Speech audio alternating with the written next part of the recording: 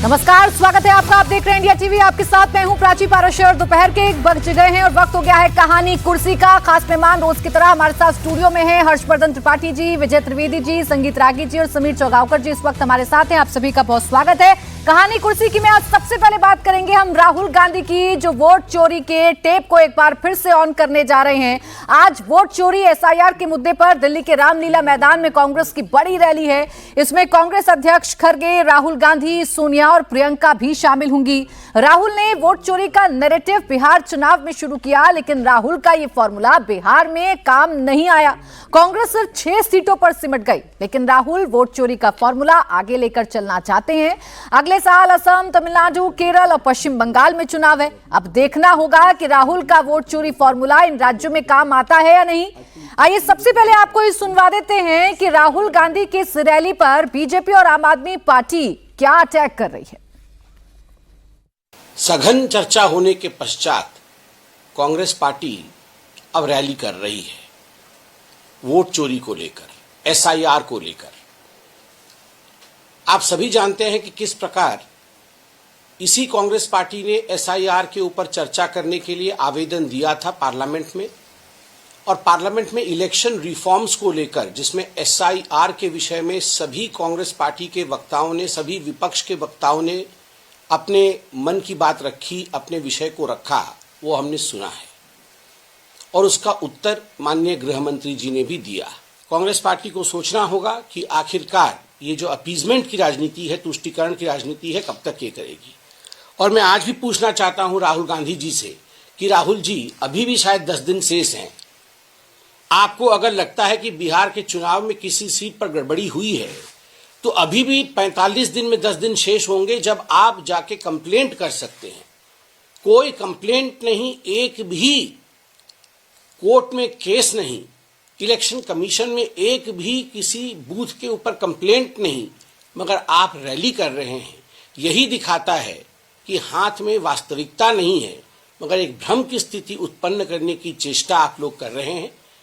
लाख कोशिश कांग्रेस पार्टी भटकाने की कर ले और हमारी संवैधानिक संस्थाओं को अपमानित और बदनाम करने के लिए कर ले, मगर विदेश भी जानता है, पूरा विश्व जानता है कि भारतवर्ष का लोकतंत्र एक बहुत सघन लोकतंत्र है और इसे हिलाया नहीं जा सकता।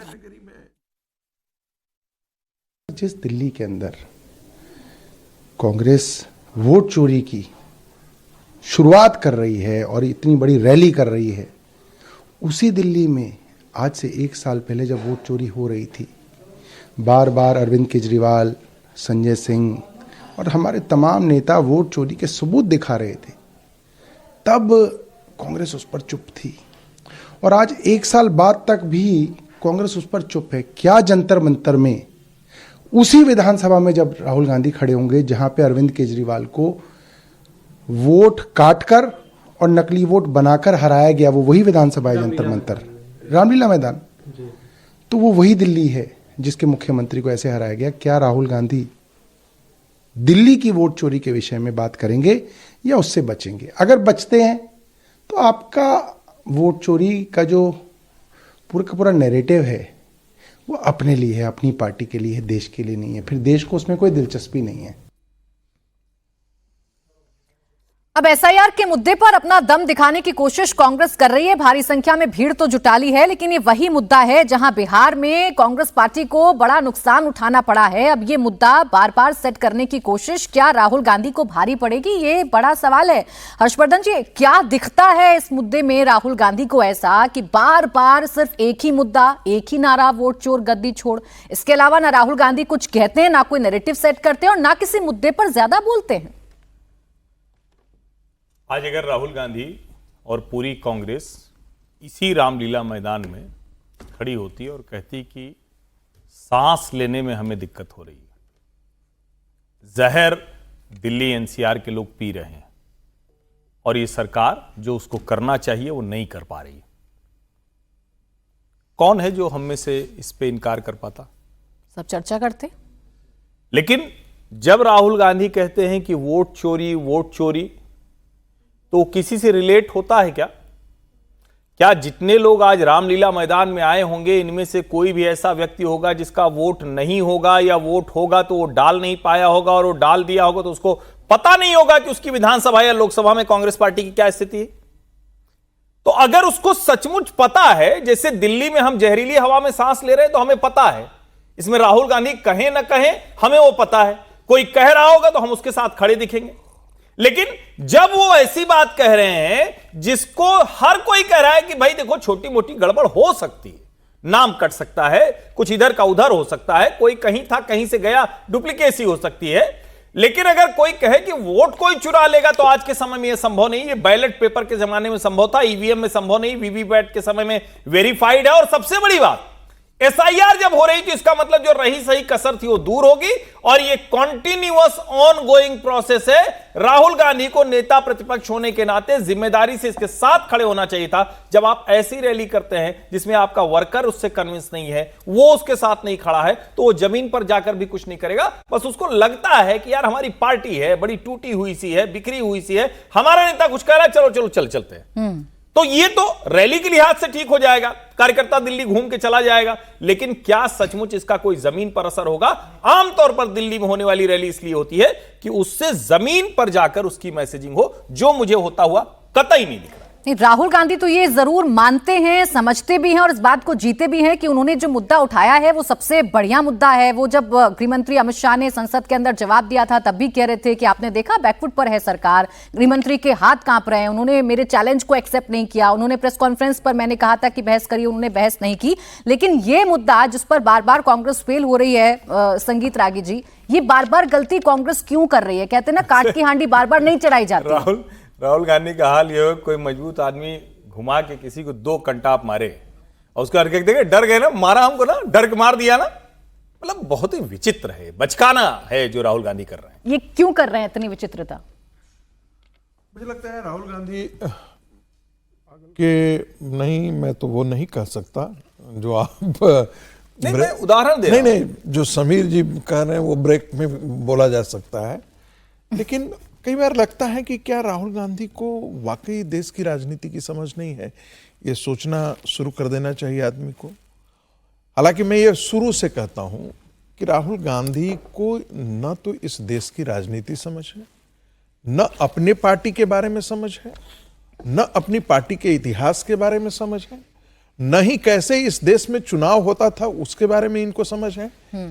ये जैसे होता है ना, किसी एक बड़े बाप का औलाद जो है ना, वो पैदाइशी जो है वो मस्जिद पे चलता है तो वो पूरी दुनिया उसको उसी रूप से देखती है और लगता है कि भाई मैं जो कह रहा हूं, मेरा ये खानदान है, ये मेरे खानदान की संपत्ति, ये भारतवर्ष है, हम जो कह रहे हैं उस अनुसार से क्यों नहीं देश की राजनीति चल रही है? नरेंद्र मोदी को हमारी बात का क्यों नहीं तुरंत जवाब दे देना चाहिए? अमित शाह अपने भाषण मेरे प्रेस कॉन्फ्रेंस पर क्यों ना करें? अब जिसको इस प्रकार की आदत पड़ी हो, और स्वाभाविक है उनको लगना भी चाहिए क्यों ऐसा हो रहा है, जो व्यक्ति कैबिनेट के नोट फाड़ देता हो, जो व्यक्ति प्रधानमंत्री को तू कह करके बुलाता हो, जो व्यक्ति जो अपने पिता के समकक्ष रह रहे जो पॉलिटिशियन से उसको तुम कह करके बुलाता हो, तो आप उनसे कैसे उम्मीद कर सकते हैं? जहां तक मुद्दों की बात आ गई, इस पर तो इतनी बात की जा चुकी है कि मुझे लगता है कि अब उनकी रैली का कोई मतलब बनता है क्या? कुछ है क्या? हम बार बार यही कहते हैं, जब आपको चुनाव लड़ना हो, जो काम आपको करना है, वो बहुत अच्छा सुधांशु त्रिवेदी ने बहुत अच्छा बोला, कहा कि आपके पास है क्या जो चोरी किया जा सके? बिहार के अंदर इनका 7% का मत मैक्सिमम आज के दिन में था, वो भी आपने डुबो दिया। आप जाकर के तालाब में कूदे तो तालाब में मछली पकड़ने गए तो वो जैसे कहा ना, चल दरिया में डूब जाए, तो वाकई तौर राजनीतिक तौर पर आप जाकर के वहां पर डूब ही गए, खत्म ही हो गए। कहां पर आप बचे हैं? आप ये सोचिए कि भारतीय कांग्रेस, राष्ट्रीय कांग्रेस एक राष्ट्रीय दल जरूर है आज के दिन में, क्योंकि 20 करोड़ लोग को कम से कम लोकसभा में आज भी उसको वोट करते हैं, लेकिन उसकी मानसिकता जो है वो क्षेत्रीय दल जैसी हो गई है और उसका संकुचन भी क्षेत्रीय दल जैसा हो गया है। इसीलिए इसका विस्तार अब नहीं हो सकता। भारतीय जनता पार्टी जिस समय क्षेत्रीय दल जैसा थी, हालांकि वो राष्ट्रीय पार्टी थी, लेकिन क्षेत्रीय कुछ क्षेत्रों तक सीमित थी, फिर भी उसका राष्ट्रीय फलक था। यही कारण है कि उसका विस्तार होता गया और कांग्रेस पार्टी का संकुचन होते गया। ठीक है, लेकिन यहाँ जिस मुद्दे पर पूरा विपक्ष कम से कम सुर में सुर मिलाता है वो एसआईआर का मुद्दा है। यूपी से अखिलेश बोलते हैं, बंगाल से दीदी बोलती हैं, बिहार में तेजस्वी ने भी खूब बोला था, हालांकि नुकसान उनको भी उठाना पड़ा। ये जो रैली है, एक लाइन सिर्फ जोड़ दूंगा, ये जितनी पॉलिटिकल पार्टियां हैं वो एसआईआर का विरोध सिर्फ इसलिए कर रही हैं क्योंकि जो घुसपैठिए मुस्लिम वोटर इस देश में विभिन्न प्रांतों में आकर के अपना वोट बैंक बन करके भारत के नागरिक के तौर पर खड़े हो गए हैं, उसको पकड़े जाने का डर है और उनको वोटर लिस्ट से हटने का डर है। उसकी सुरक्षा की गारंटी मैं तो इस रैली की बात कर रही हूँ। ये जो रैली है जो कांग्रेस ने आज रामलीला मैदान में बुलाई है विजय जी, यहाँ किसी साथी को कांग्रेस ने नहीं बुलाया। यहाँ इंडिया गठबंधन का कोई दल उनके साथ नजर नहीं आएगा। वो अकेले हुंकार भरना चाहते हैं इस वोट पर, इस पूरे मुद्दे पर। यानी वो इतने श्योर हैं कि हमें ही माइलेज मिलेगा, हम ही हैं जो इसके हीरो बनेंगे। और इसका क्या नतीजा है वो बिहार में सबने देखा है। देखिए, राहुल जी का ये शुरू से इशू चल रहा है एसआईआर को लेकर, लगातार बात वो करते रहे। और ये कहना कि वो इशू नहीं है, तो संसद में तो 2 दिन जब सरकार ने एक नया नाम दिया चुनाव सुधार चर्चा का, तब भी एसआईआर पर ही चर्चा होती रही। और विपक्ष को छोड़ दीजिए, राहुल गांधी का इशू तो कमज़ोर इशू है, या उनको इसका देखिए, एक तो चुनाव से कोई वो नहीं है। ये इशू नहीं होता तब भी क्या कांग्रेस जीत जाती क्या? आप ऐसा समझते हैं कि राहुल गांधी वोट चोरी का इशू छोड़ देते तो बिहार में जीत जाती? वो इशू नहीं है ना, वो अलग है। चुनाव जीतना हारना अलग इशू है, लेकिन वोट चोरी को अगर सबसे सीरियसली लिया है किसी ने तो वो बीजेपी ने लिया है राहुल गांधी के बाद। कैसे? इसलिए क्योंकि अब तो उनको नेहरू की वोट चोरी याद आती है, इंदिरा की वोट चोरी याद आती है। नेहरू की वोट चोरी क्या है मैं उस पर चर्चा नहीं करता, वो तो अलग बात है। लेकिन आपने राहुल गांधी के कोई चीज़ को आप पिकअप करते हो जब आपको लगता है कि ये कुछ ट्रैक्शन दे सकता है। अगर वोट चोरी इशू नहीं है तो बीजेपी ने इस नारे को क्यों लिया वोट चोरी को, कि नेहरू प्रधानमंत्री कैसे बने, क्या वो वोट चोरी है? वैसे भी उसमें नेहरू का तो कोई रोल नहीं था, और था कि नहीं था, लेकिन वोट चोरी की जगह आप कुछ भी कह सकते थे। इंदिरा का जब फैसला आया हाई कोर्ट का इंदिरा गांधी का, आपने उसको भी वोट चोरी कहा। ठीक है, इसका मतलब बीजेपी को लगता है कि वोट चोरी सीरियस इशू है। तो मुझे लगता है 2 लोग हैं, बीजेपी राहुल गांधी और अमित शाह, जो समझते हैं कि वोट चोरी सबसे बड़ा इशू है। इसलिए सरकार संसद में वोट चोरी पर बड़ी तरीके से बसती रही। उनका हम एसआईआर पर चर्चा करेंगे, चुनाव सुधार पर चर्चा करेंगे, वोट चोरी पर चर्चा नहीं होगी। हाँ। ठीक है, अब अभी कहा गया कि भाई इनके पास है क्या जो चुराएंगे। ये वो पार्टी करी जिसके पास 50 साल तक 20% वोट नहीं था। 50 साल में जिस पार्टी के पास 20% वोट शेयर नहीं हुआ, वो किसी पार्टी को कह रहे कि आपके पास क्या है। आज भी उनके पास 99 है। जब भारतीय जनता पार्टी के पास थे 2 एमपी, तो बहुत सारे लोगों ने मर्सिया पढ़ दिया था। उस समय भी मैंने कहा था कि पॉलिटिकल पार्टीज का कोई मर्सिया नहीं होता, वो फिनिक्स जैसी होती है। इलेक्शंस कभी भी जीतते हैं, कभी भी हारते हैं। बहुत सारे लोग हारते हैं। 2004 का मुझे याद है, वाजपेयी जी, अडवाणी जी जैसे बड़े नेताओं के बाद लग रहा था कि कोई जीत सकता है, लेकिन कांग्रेस जीत गई। और 2014 में बीजेपी तो सोच भी नहीं रही थी कि पार्टी जीत सकती है। तो ये मुद्दा क्या चुनाव जिता देगा? नहीं, चुनाव जिताने का इशू नहीं ना। आप यही तो मैं कह रहा हूं कि चुनाव जिताने का इशू थोड़ी है, लेकिन इशू है और उन्होंने उसको इशू को जिंदा रखा है। बहुत सारे लोग, अब यहां तो कांग्रेस की स्ट्रेटेजी होगी कि भाई हमारा इशू है, सबको लाकर मैं खड़ा कर दूंगा, तो फिर वो रायता बन जाएगा। तो अपने इशू पर वो चल रहे हैं, हमारे नाम के आगे लिखा जाए कि हमने ये मुद्दा उठाया है। और ये भी हो सकता है, मैं इससे इनकार नहीं करता कि हो सकता है उन्होंने सब सहयोगी दलों से बात की, उन्होंने कहा भाई तुम ही चलाओ अपने आप। मतलब मैं इससे भी इनकार नहीं करता, लेकिन वो उनका चल रहा है। लेकिन ये, और इसका चुनाव जीतने हारने से कोई संबंध नहीं है, क्योंकि मैं ये समझता हूं, इसको उल्टी तरीके से कह रहा हूं, इससे चुनाव नहीं जीत रहे। ये छोड़ देते तो क्या चुनाव जीतते वो, है ना? तो वो कौन से इश्यूज पर बात कर रहे हैं? एक लाइन सिर्फ चुनाव से इसलिए जोड़ करके कहा जा रहा है चूंकि उन्होंने ये बात कहा कि आप वोट चोरी से गद्दी पर बैठे हुए हैं। वो ठीक है, उनकी बात को नहीं कह रहा मैं। दूसरी बात उन्होंने कहा कि यदि चोरी नहीं करते तो हम 99 नहीं होते, हम 140 होते और तुम 40 पर आ गए। पॉलिटिकल पार्टी का स्टेटमेंट अलग है बात, लेकिन मैं कह रहा हूं कांग्रेस आज इस स्थिति में नहीं है कि वो चुनाव जीत सके। उसको संगठन पर काम करना, और एक इशू तो उन्होंने खड़ा कर रखा है ना, जिसको लेकर आज हम चर्चा कर रहे हैं। ठीक है, तो राहुल गांधी इस तरह से, हो सकता है उसको ट्रैक्शन नहीं मिल रहा हूं, लेकिन उसका ट्रैक्शन सबसे ज्यादा बीजेपी से मिला है। हाँ, तो इसका कितना अट्रैक्शन है, ये कितना बड़ा मुद्दा है समीर जी? राहुल गांधी को तो कम से कम ये लगता है पूरी तरीके से वो कन्विंस्ड हैं कि ये मुद्दा है और मैंने ये मुद्दा बनाया है, और आज जब वो बोलेंगे तो उनका एग्रेशन फिर देखने को मिलेगा। वो फिर से नारेबाजी करवाएंगे, वोट चोर गद्दी चोर, ऐसे बड़े बड़े पोस्टर और बलून्स जो हैं वो पूरे इलाके में इस वक्त हम देख भी रहे हैं उन्हीं नारों के साथ। देखिए, राहुल गांधी वो एक बात पकड़ लेते थे, फिर वो उस बात का असर जमीन पे हो रहा नहीं हो रहा है, उससे पार्टी को नुकसान हो रहा है, कार्यकर्ता उससे उत्साहित हो रहे नहीं हो रहे, उससे पार्टी को कितना नुकसान हो रहा है, राहुल गांधी को उससे कोई लेना देना नहीं है। अडानी के मामले को लेकर पकड़ के बैठ जाएंगे तो फिर वो अडानी के इस पे हर मामले में अडानी का जिक्र करेंगे, हर मामले में वो राष्ट्रीय संघ का जिक्र करेंगे, हर बार वो कहेंगे कि देश के संसाधनों पर अडानी ने और संघ ने कब्जा कर लिया है। सारी जगह संघ के लोगों को पार्टी बिठाते जा रही है और वोट चोरी का मुद्दा वो इसी तरह से लेकर चल रहे हैं। बिहार में चुनाव के पहले वो तेजस्वी के साथ वहां पर 16-17 दिन की यात्रा करते हैं, वोट अधिकार यात्रा करते हैं। उसके बाद फिर वो दिल्ली में भी पत्रकार वार्ता लेते हैं, दिल्ली में वो चुनाव आयोग के खिलाफ तमाम तरह के फाइल्स लेकर आते हैं कि भाई मैं एक्सपोज करूंगा, परमाणु बम फोड़ने वाला हूँ, हाइड्रोजन बम फोड़ने वाला हूँ, तमाम डॉक्यूमेंट्स लेकर आते हैं। पार्लियामेंट में जब चर्चा होती है तो पार्लियामेंट में जब चर्चा इस पे आते हैं तो वो उस पर सिर्फ 27 मिनट बोलते हैं, उसमें भी उस बातों पर वो जिक्र नहीं करते कि भाई जो मुद्दा उस पर आप लगातार बोलते हैं।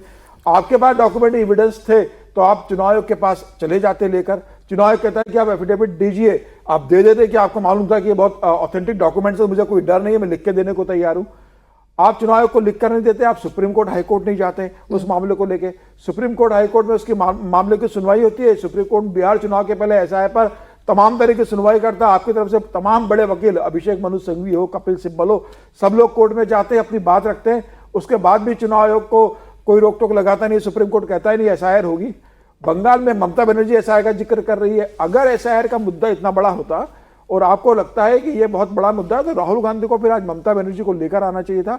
ममता बनर्जी तो आपके इंडिया गठबंधन में सहयोगी ना, बंगाल में तो आप मिलकर ही चुनाव लड़ेंगे, भले ही आपको ममता बनर्जी एक सीट दे।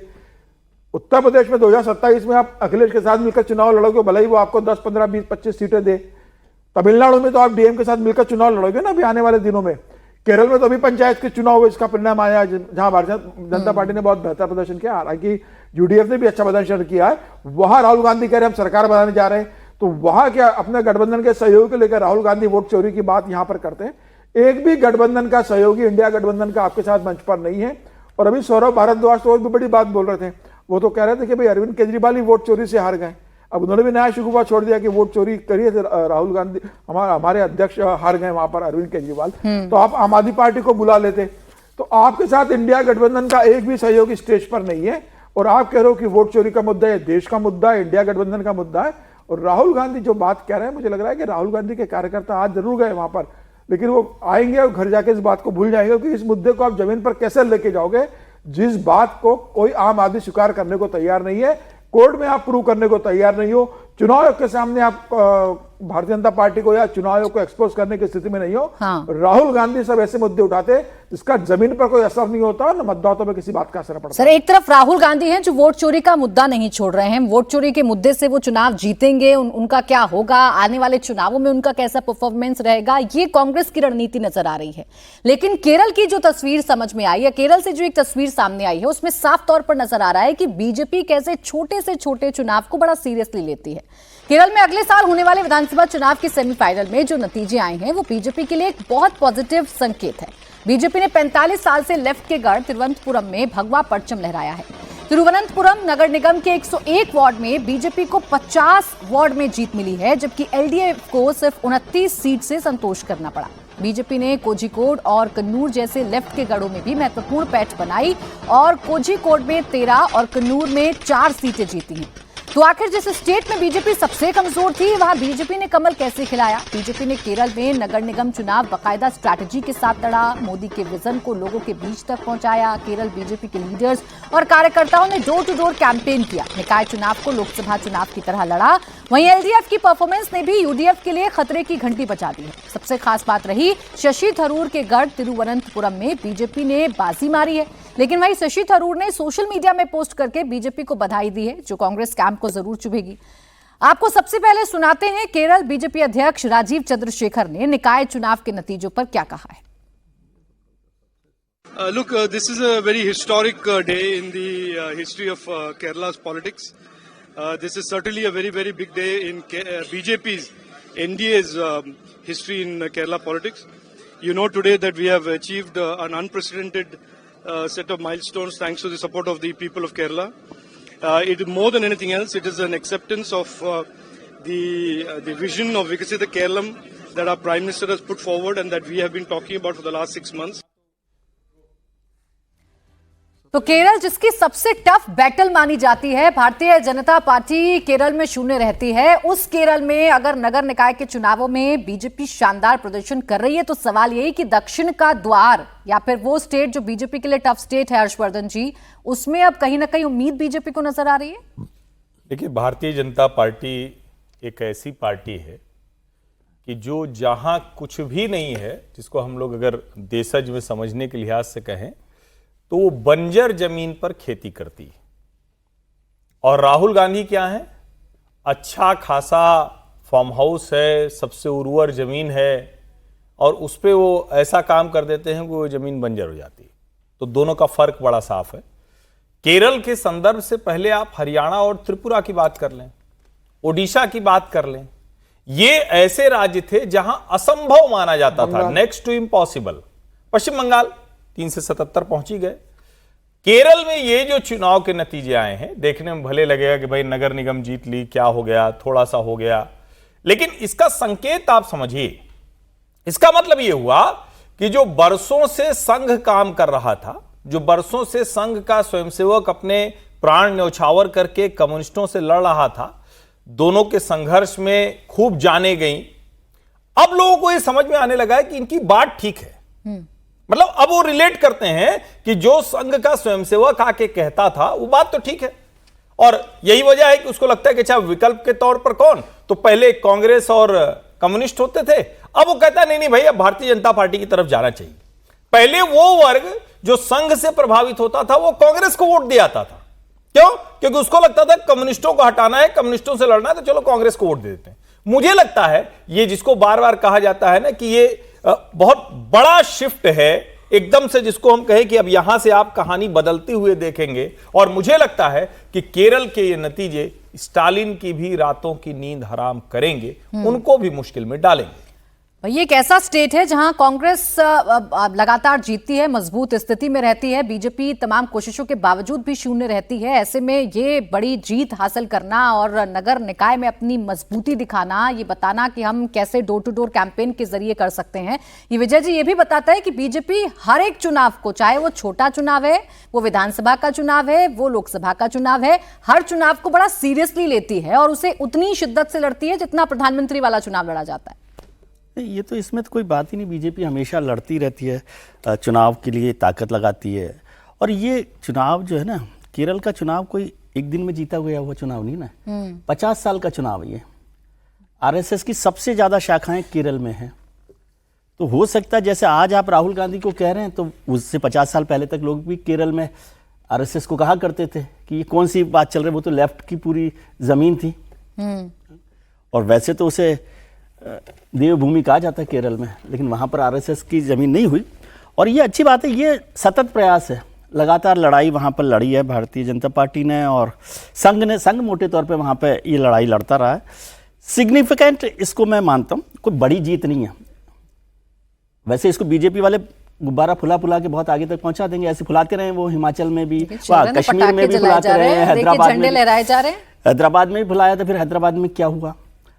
और ये तो म्युनिसिपल कॉर्पोरेशन नहीं, उनकी जीत का तो उनको जश्न मनाना चाहिए, इसमें कोई बात नहीं है।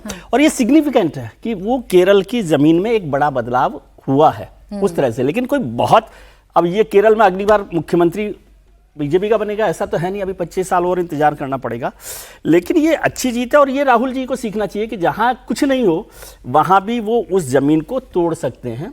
और राहुल जी जो जमीन है जिसका जिक्र अभी किया कि फार्म हाउस है, तो कम से कम उसको तो ठीक से संभाल कर कुछ काम कर ले। तो बीजेपी को इस बात की तो क्रेडिट देनी ही चाहिए। केरल में जीत सिग्निफिकेंट जीत माननी चाहिए। और ये चिंता एलडीएफ को भी होनी चाहिए कि एलडीएफ अब सब जब खत्म ही हो रहा है पूरे देश भर में, अब केरल में थोड़ी बहुत जमीन बची थी।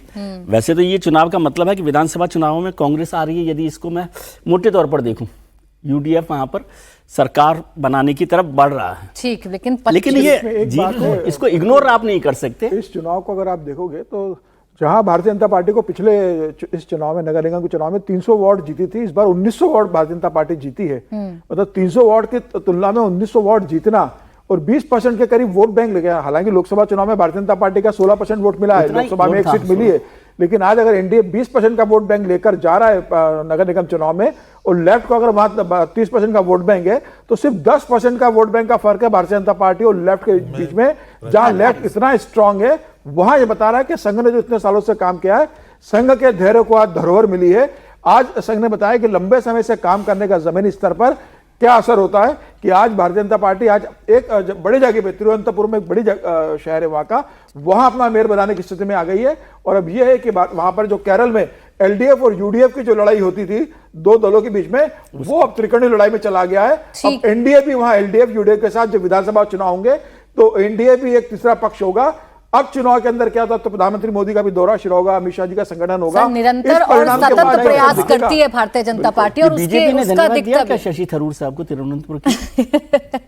अब देखिए वो धन्यवाद देंगे या नहीं देंगे, लेकिन उनकी ट्वीट की तो बड़ी चर्चा हो रही है। हाँ, उनकी ट्वीट की तो बड़ी चर्चा हो रही है, पार्टी के अंदर भी हो रही होगी। कहानी कुर्सी की में बात अब करेंगे उत्तर प्रदेश की, जहां बीजेपी के नए अध्यक्ष पंकज चौधरी बनने जा रहे हैं। थोड़ी देर में पंकज चौधरी के नाम का औपचारिक ऐलान किया जाएगा। पंकज चौधरी के प्रस्तावकों में यूपी के सीएम योगी आदित्यनाथ और दोनों डिप्टी सीएम भी थे। बताया जा रहा है कि पंकज चौधरी के खिलाफ किसी और उम्मीदवार ने अपना नामांकन दाखिल नहीं किया, इस वजह से उनका निर्विरोध चुना जाना तय है। यूपी में 2027 में विधानसभा चुनाव है, उससे पहले पंकज चौधरी को यूपी बीजेपी की कमान सौंपी गई है। पंकज चौधरी ओबीसी के कुर्मी जाति से आते हैं। यूपी में 8% से ज्यादा कुर्मी आबादी है और करीब 50 सीट पर जीत हार तय करती है। लोकसभा चुनाव के दौरान कुर्मी वोटर्स बीजेपी से छिटके थे। बीजेपी अब उसी कुर्मी वोटर्स को दोबारा अपने पक्ष में लाने के लिए पंकज चौधरी को यह जिम्मेदारी सौंप रही है। पंकज चौधरी ने निगम पार्षद से राजनीति की शुरुआत की और 7 बार सांसद रहे। केंद्र में मंत्री हैं और अब यूपी बीजेपी की कमान संभालने जा रहे हैं। आइए आपको सबसे पहले सुनवा देते हैं नई जिम्मेदारी मिलने के बाद पंकज चौधरी ने क्या कहा और कांग्रेस बीजेपी के नए अध्यक्ष को लेकर क्या सवाल उठा रही है।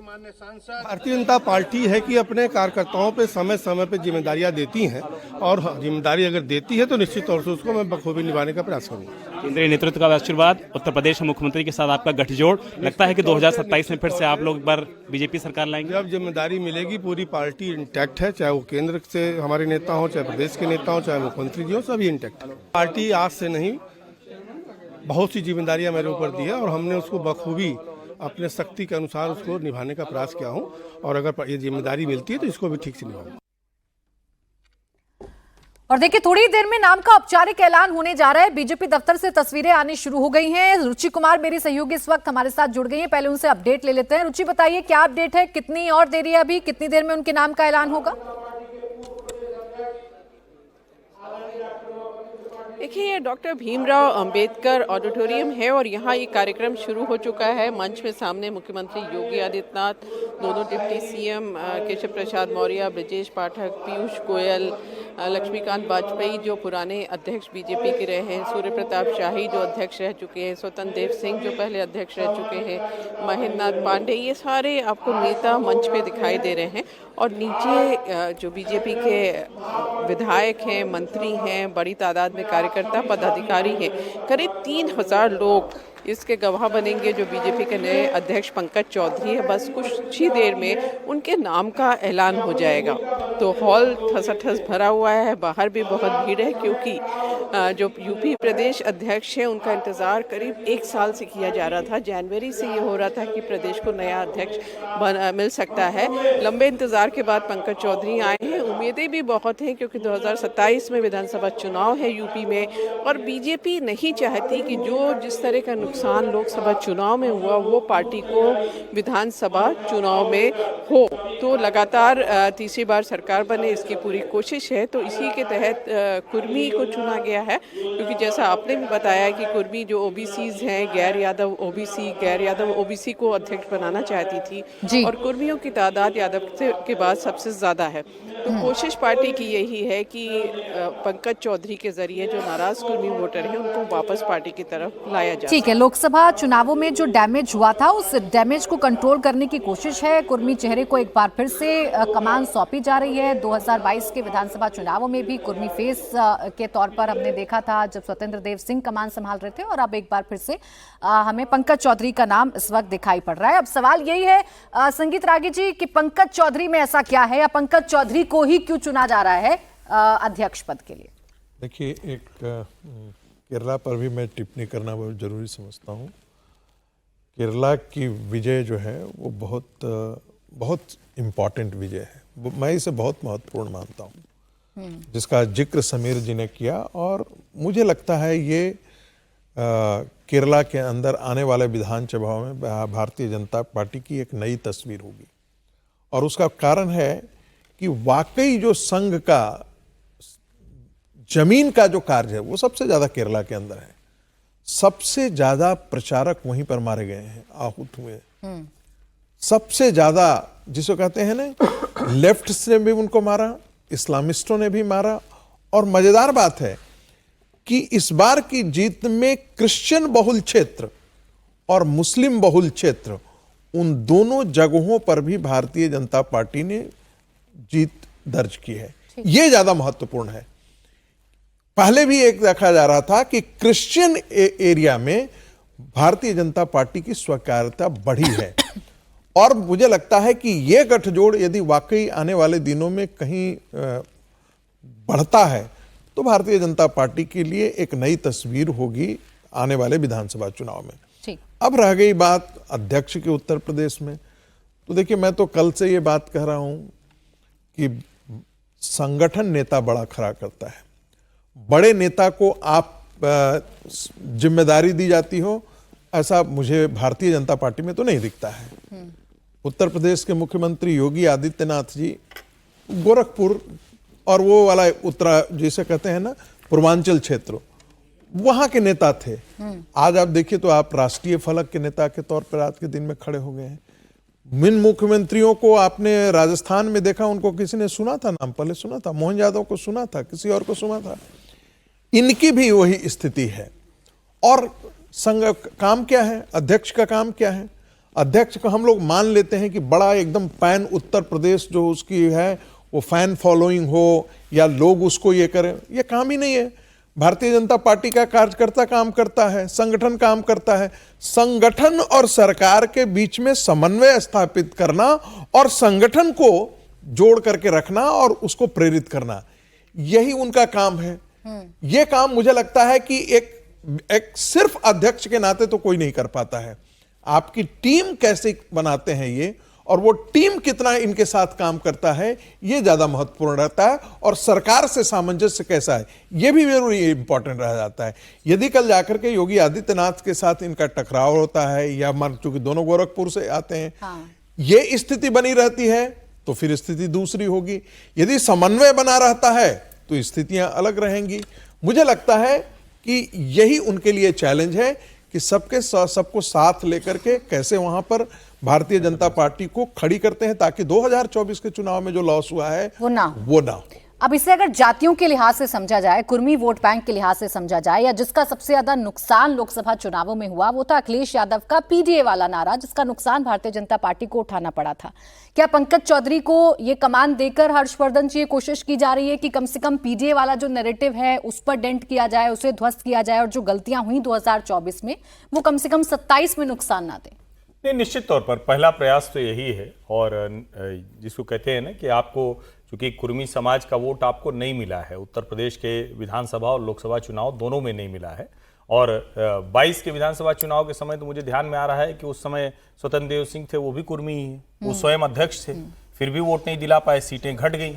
तो ऐसा नहीं है कि कोई कुर्मी आप कर देंगे या किसी भी जाति का ऐसे कर देंगे ऐसे वोट आता नहीं आता है।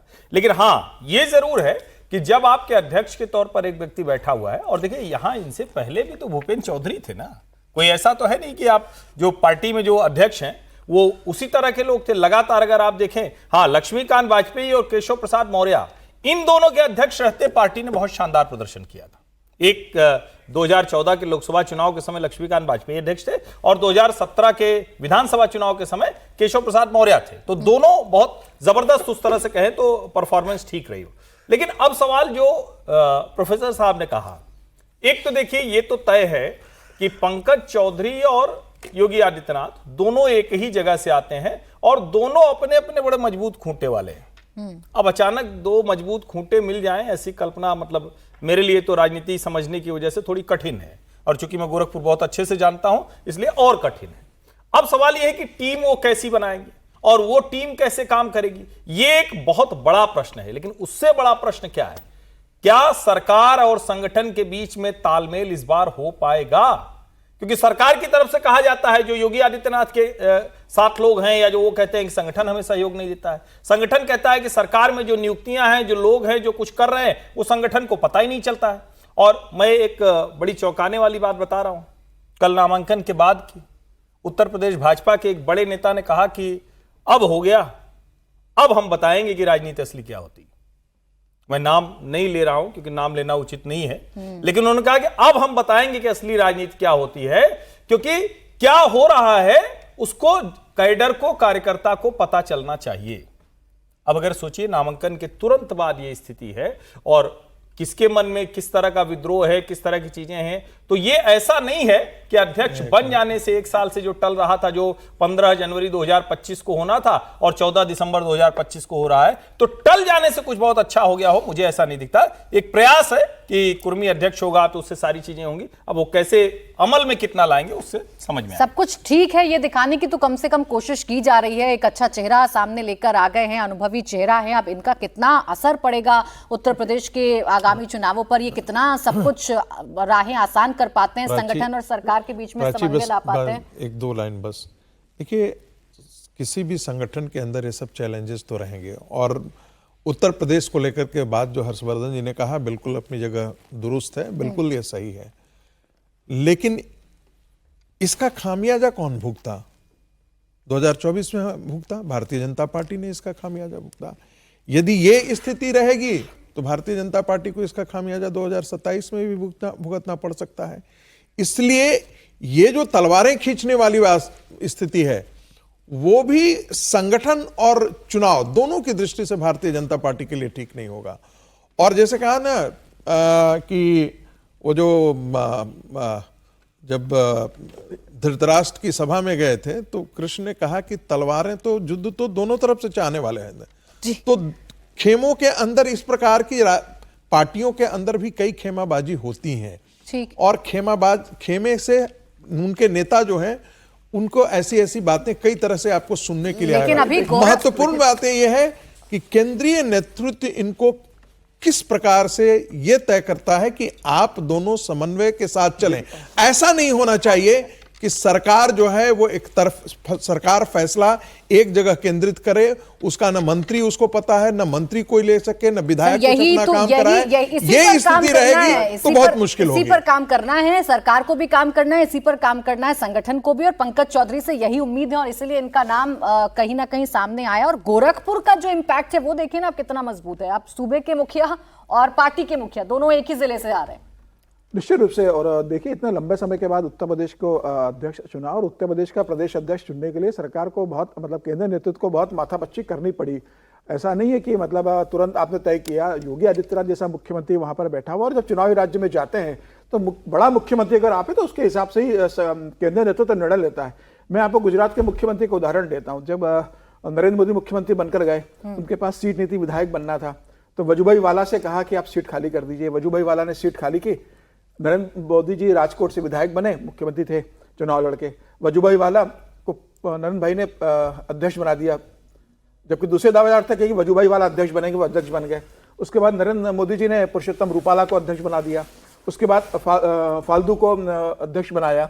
सारे नरेंद्र मोदी जी के हिसाब से तय हुए कि अध्यक्ष कौन बनेगा। मध्य प्रदेश में शिवराज सिंह चौहान जब मुख्यमंत्री बनते, नरेंद्र सिंह तोमर से कैबिनेट से इस्तीफा दिलवा के नरेंद्र सिंह से कहते हैं तुम अध्यक्ष बनो। नरेंद्र सिंह शिवराज जी के बेहद करीबी थे, वो अध्यक्ष बनते। बाद में प्रभात झा बनते, फिर नरेंद्र सिंह अध्यक्ष बनते हैं कि शिवराज सिंह कहते हैं कि मुझे चुनाव जीतना, मुझे नरेंद्र सिंह चाहिए। नरेंद्र सिंह के बाद वो शिवराज सिंह जी कहते हैं मुझे नंदू भैया चाहिए। उसके बाद कहते हैं राकेश सिंह चाहिए। जो शिवराज सिंह चौहान ने कहा वो हुआ। महाराष्ट्र के अंदर देवेंद्र फडणवीस ने जिन्हें चाहा कि वो चंद्रकांत बावनकुले बने, चंद्रकांत पाटिल बने या अब अशोक चव्हाण बने, देवेंद्र फडणवीस के हिसाब से बने। तो जहां मुख्यमंत्री पावरफुल होता है वहां पर वसुंधरा थी, वसुंधरा ने अशोक परनामी को वहां पर प्रदेश अध्यक्ष बनाया। तो जहां मुख्यमंत्री होता है, चुनाव में जाता है, तो उसकी पसंद को केंद्रीय नेतृत्व ध्यान में रखता है कि सरकार और संगठन एक साथ दिखे, मुख्यमंत्री को चुनाव लड़ने जा रहा है। और अभी जो अध्यक्ष डिक्लेयर हुए, विश्वकर्मा गुजरात के अध्यक्ष बने, का इतना बड़ा कार्यक्रम वहां इस तरीके से हुआ जिस तरीके से बैठ के हुई। मध्य प्रदेश में खंडेलवाल को अध्यक्ष बना दिया, एक पर्ची निकली, अध्यक्ष बन गए। वहां इस तरीके से BL संतोष ने जाके बैठक ली, अरुण कुमार जी जाके बैठक ली, संगठन को इतना मेहनत करना पड़ी, इतने अध्यक्ष डिक्लेयर हुए, सब 1 मिनट में डिक्लेयर हो गए। यूपी के अंदर चूंकि योगी आदित्यनाथ है और योगी आदित्यनाथ के नेतृत्व में आप चुनाव लड़ने जाने वाले हो, 2027 का वो चेहरा है, तो सरकार और संगठन के बीच सामंजस्य होना था। उस मामले में सहमति बनाने के लिए समय लगा होगा, न योगी जी का आदमी बना होगा, न केंद्र का बना होगा। फिर आकर अगर ये बनते हैं तो ये तो केंद्र से ही आए हुए ना, केंद्र में 7 बार के सांसद, एक केंद्र में मंत्री रहे अशोक चौधरी, तो केंद्र के भेजे हुए वहां प्रदेश अध्यक्ष बने। अब इनकी सबसे बड़ी जिम्मेदारी है कि संगठन तो अपना काम करेगा, संघ है, संगठन महामंत्री संगठन को देखने के लिए, संगठन में इनकी कोई भूमिका नहीं, संगठन में कभी नेता नहीं रहे। इनकी जिम्मेदारी ये होगी कि योगी आदित्यनाथ को साथ के लेकर कैसे चल पाते हैं, और योगी आदित्यनाथ और प्रदेश अध्यक्ष के बीच में सहमति बने, सामंजस्य बने, सरकार संगठन थोड़ी देर में बोलेंगे योगी आदित्यनाथ, असर होगा। वो हम तस्वीरें दिखाएंगे, वो संबोधन भी सुनाएंगे। लेकिन क्या विजय जी सिर्फ यही एक फैक्टर है जिसकी चर्चा हम बार बार कर रहे हैं, समन्वय की, या और भी फैक्टर्स हैं जो पंकज चौधरी के फेवर में गए हैं? मुझे पता नहीं है, क्योंकि अभी बार बार बात हो रही है कि एक ही इलाके से वो दोनों लोग आ रहे हैं। महाराजगंज पहले गोरखपुर में ही शामिल था, अब अलग जिला भी बन गया। वो दोनों लोग एक इलाके से तो आए हैं, लेकिन क्या एक साथ बैठ पाएंगे? और फिर अभी समीर जी ने इतने सारे मुख्यमंत्रियों, ताकतवर मुख्यमंत्रियों के नाम और उनके अध्यक्ष के नाम गिना दिए, तो क्या मैं ये समझूं कि ये योगी आदित्यनाथ जी ने बनवाए हैं? क्योंकि योगी आदित्यनाथ तो ताकतवर चीफ मिनिस्टर हैं, इसमें तो अभी कोई शक नहीं होगा, कम लोगों को शक होगा, यदि होगा अभी तो ऐसा तो नहीं है। और यदि ये केवल अध्यक्ष केवल बनाए गए हैं, समन्वय होना है और छोटा काम है, बड़े आदमी हैं, तो 2 साल तो नहीं लगते, 2 साल लगे। फिर BL संतोष साहब 3 बार बैठकें की है, मुख्यमंत्री के साथ बैठक की है, फिर अरुण कुमार जी जो संघ का और बीजेपी का कोऑर्डिनेशन देखते हैं वो कर रहे हैं। और इस कार्यक्रम से ही पता पड़ता है कि कितना महत्वपूर्ण पद है और कितना महत्वपूर्ण काम है। मेरे को अभी ये सवाल ढूंढना है कि ये जो नेतृत्व में बदलाव किया गया है या नए अध्यक्ष बनाए हैं, ये योगी जी के लिए बनाए गए हैं या अखिलेश जी के जवाब में बनाए गए हैं? किसके जवाब में बनाए गए हैं वो तय करेगा कि आगे क्या होना है, आगे कैसे पार्टी चलनी है, कैसे संगठन चलना है। तो बहुत सारी चीज़ें, लेकिन कुर्मी बनाने से एक बड़ा काम तो हो गई। PDA का जवाब है, क्योंकि कुर्मी बड़ा वोट है, 7 MP पिछली बार समाजवादी पार्टी के बन गए, बीजेपी के 3 ही बन पाए। हालांकि और बहुत सारे लोग 3 उससे पहले भी कुर्मी अध्यक्ष रहे हैं। सर, लेकिन कम से कम बताएगी बीजेपी यही कि हम PDA की काट लेकर आए हैं। पर्दे के पीछे जो हो रहा है वो तो हो ही रहा है, और उस पर चर्चा भी दबी जबान में हो रही है। ऐसा बड़ा कार्यक्रम करना पड़ रहा है। योगी जी को भी यही समझ में आना चाहिए ना कि ये PDA की काट के लिए लाए। अभी जब वो बोलेंगे सर तो क्या बोलते हैं इस पर हमारी नजरें बनी रहेंगी। सुनवाएंगे आपको मुख्यमंत्री योगी आदित्यनाथ का संबोधन जब शुरू होगा। इस बीच एक और खबर की बात कर लेते हैं। अर्जेंटीना के मशहूर फुटबॉलर लियोनेल मेसी 3 दिन के भारत दौरे पर हैं, लेकिन कल जो उनके कार्यक्रम में कोलकाता में हुआ उसे लेकर ममता सरकार पर देश भर में सवाल उठ रहे हैं। कोलकाता के सॉल्ट लेक स्टेडियम में मेसी को देखने हजारों की भीड़ पहुंची थी, लेकिन जब मेसी का दीदार नहीं हुआ, मेसी कार्यक्रम से जल्दी चले गए तो फैंस नाराज हो गए। स्टेडियम में कुर्सियां और बोतलें फेंकी, तोड़फोड़ की। ऐसी अराजकता का माहौल बना कि पूरी दुनिया में ट्रेंड करने लगा। कोलकाता में जो मिसमैनेजमेंट हुआ उसके लिए तो ममता सरकार की जिम्मेदारी है, लेकिन शाम को तेलंगाना से कुछ अलग ही तस्वीर सामने आई। पश्चिम बंगाल के बाद मेसी तेलंगाना गए, वहां उन्होंने राहुल गांधी और तेलंगाना के CM से मुलाकात की। स्टेडियम में CM रेवंत रेड्डी और बच्चों के साथ फुटबॉल खेला। कोलकाता में जो कुछ हुआ था उसे लेकर तेलंगाना में व्यवस्था बड़ी चाक चौबंद नजर आई। अब ममता बनर्जी ने स्टेडियम में हुए बवाल की जांच के लिए जांच कमेटी बना दी है। जांच कमेटी ने आज स्टेडियम का भी दौरा किया। साथ ही थोड़ी देर पहले पश्चिम बंगाल के गवर्नर CV आनंद बोस चीफ सेक्रेटरी के साथ स्टेडियम पहुंचे और वहां उन्होंने मुआयना किया। कल मेसी दिल्ली आएंगे और प्रधानमंत्री नरेंद्र मोदी के साथ उनकी मुलाकात होगी, लेकिन कोलकाता में मेसी के कार्यक्रम से जो तस्वीर आई उस पर बीजेपी सवाल उठा रही है। असम के CM हिमंता ने क्या कहा वो आपको सुनवाते हैं। वेस्ट बंगाल का स्थिति देश के लिए एक चिंता का विषय हो चुका है। मेसी एक एक हिसाब से हमारा देश का नहीं है, पूरा ग्लोब का आइकॉन है। सारे लोग आज शायद विश्व का लोग आज चिंतित है मेसी का हेल्थ के लिए, मेसी के वेलबींग के लिए चिंतित है। मेरा लगता है कि ममता दीदी को इंट्रोस्पेक्शन करना चाहिए। हमेशा ब्रेवेडो दिखा के, हमेशा सब कुछ आप नहीं, कुछ नहीं हुए, आरसी कर मेडिकल कॉलेज में हुए, उन्होंने इनकार किया, कुछ नहीं हुए। बंगाल में डेली अत्याचार होते हैं इनोसेंट का ऊपर, आप डिनाई करते हैं। आज मेसी का मामला भी आप डिनाई करो, तो स्टेट कहां से कहां तक जाएगा, ये चिंता का विषय है। तेलंगाना में कार्यक्रम एकदम परफेक्ट हुआ, लेकिन कोलकाता में जो हुआ उसकी तस्वीरें सामने आई। जांच के लिए अब आदेश दे दिए गए हैं, लेकिन सवाल यही है कि बंगाल में ये क्या हो रहा है और क्या दीदी से बंगाल नहीं संभल रहा है, ये सवाल बीजेपी पूछ रही है। और इन सवालों में कितना दम विजय जी नजर आ रहा है अगर बीजेपी नैरेटिव चला रही है कि भाई बंगाल नहीं संभल रहा है। एक के बाद एक घटनाएं आ रही हैं। अब 10,000 का किसी ने टिकट खरीदा है, वो तक नहीं देख पा रहा है मेसी को। ये जो घटना वो तो मिसमैनेजमेंट का मतलब इससे ज़्यादा क्या बड़ा उदाहरण हो सकता है। और ये कहना कि केवल वहाँ के जो लोग थे स्टेडियम मैनेजमेंट वाले, वो नहीं है ना। मेसी जो हैं इस तरह के पर्सनैलिटी नहीं है, वो तो मतलब एक ग्लोबल आइकन भी हैं, तो सरकार की भी जिम्मेदारी है कि वो आएंगे तो। और कोलकाता में फुटबॉल को लेकर, मेसी को लेकर जो पागलपन है, आप सोच लीजिए 10,000 से 20,000 50,000 तक के लोगों ने टिकट लिए हैं, ब्लैक में वो टिकट लिए गए, तो उससे समझ में आता है। और ममता जी बंगाल को नहीं समझती हो, ऐसा नहीं है। ये एक ट्रिगर पॉइंट हो सकता है। इलेक्शंस में क्या होता है, कई बार बहुत ट्रिगर पॉइंट्स होते हैं।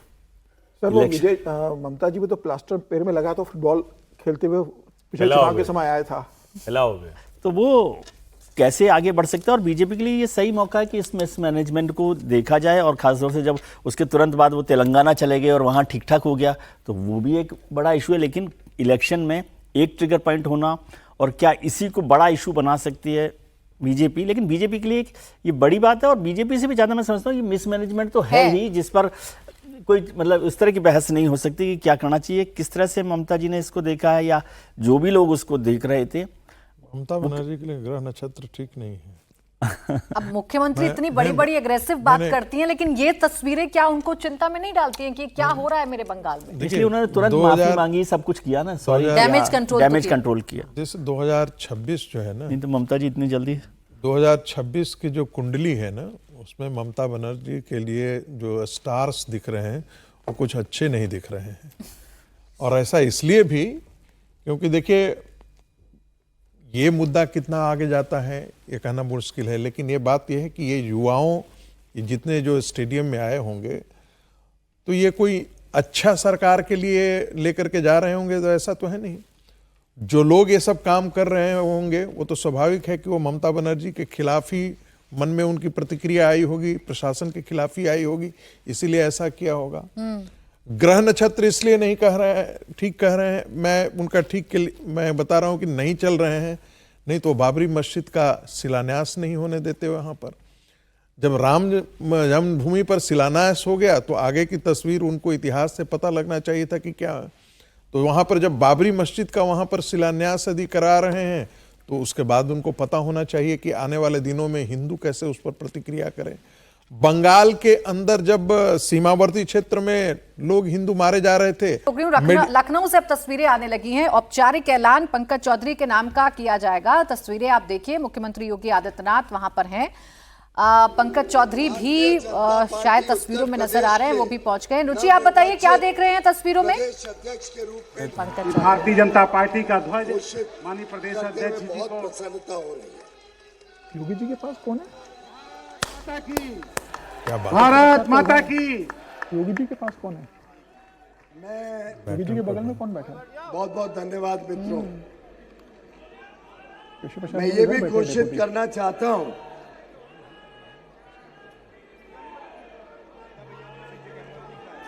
देखिए पंकज चौधरी के नाम का ऐलान हो गया है। उनके हाथ में बीजेपी का झंडा पकड़ाकर ये बताया गया है कि अब ये यूपी में बीजेपी की कमान संभालेंगे, बीजेपी में प्रदेश अध्यक्ष के तौर पर ये रहेंगे। निर्वाचित हुए हैं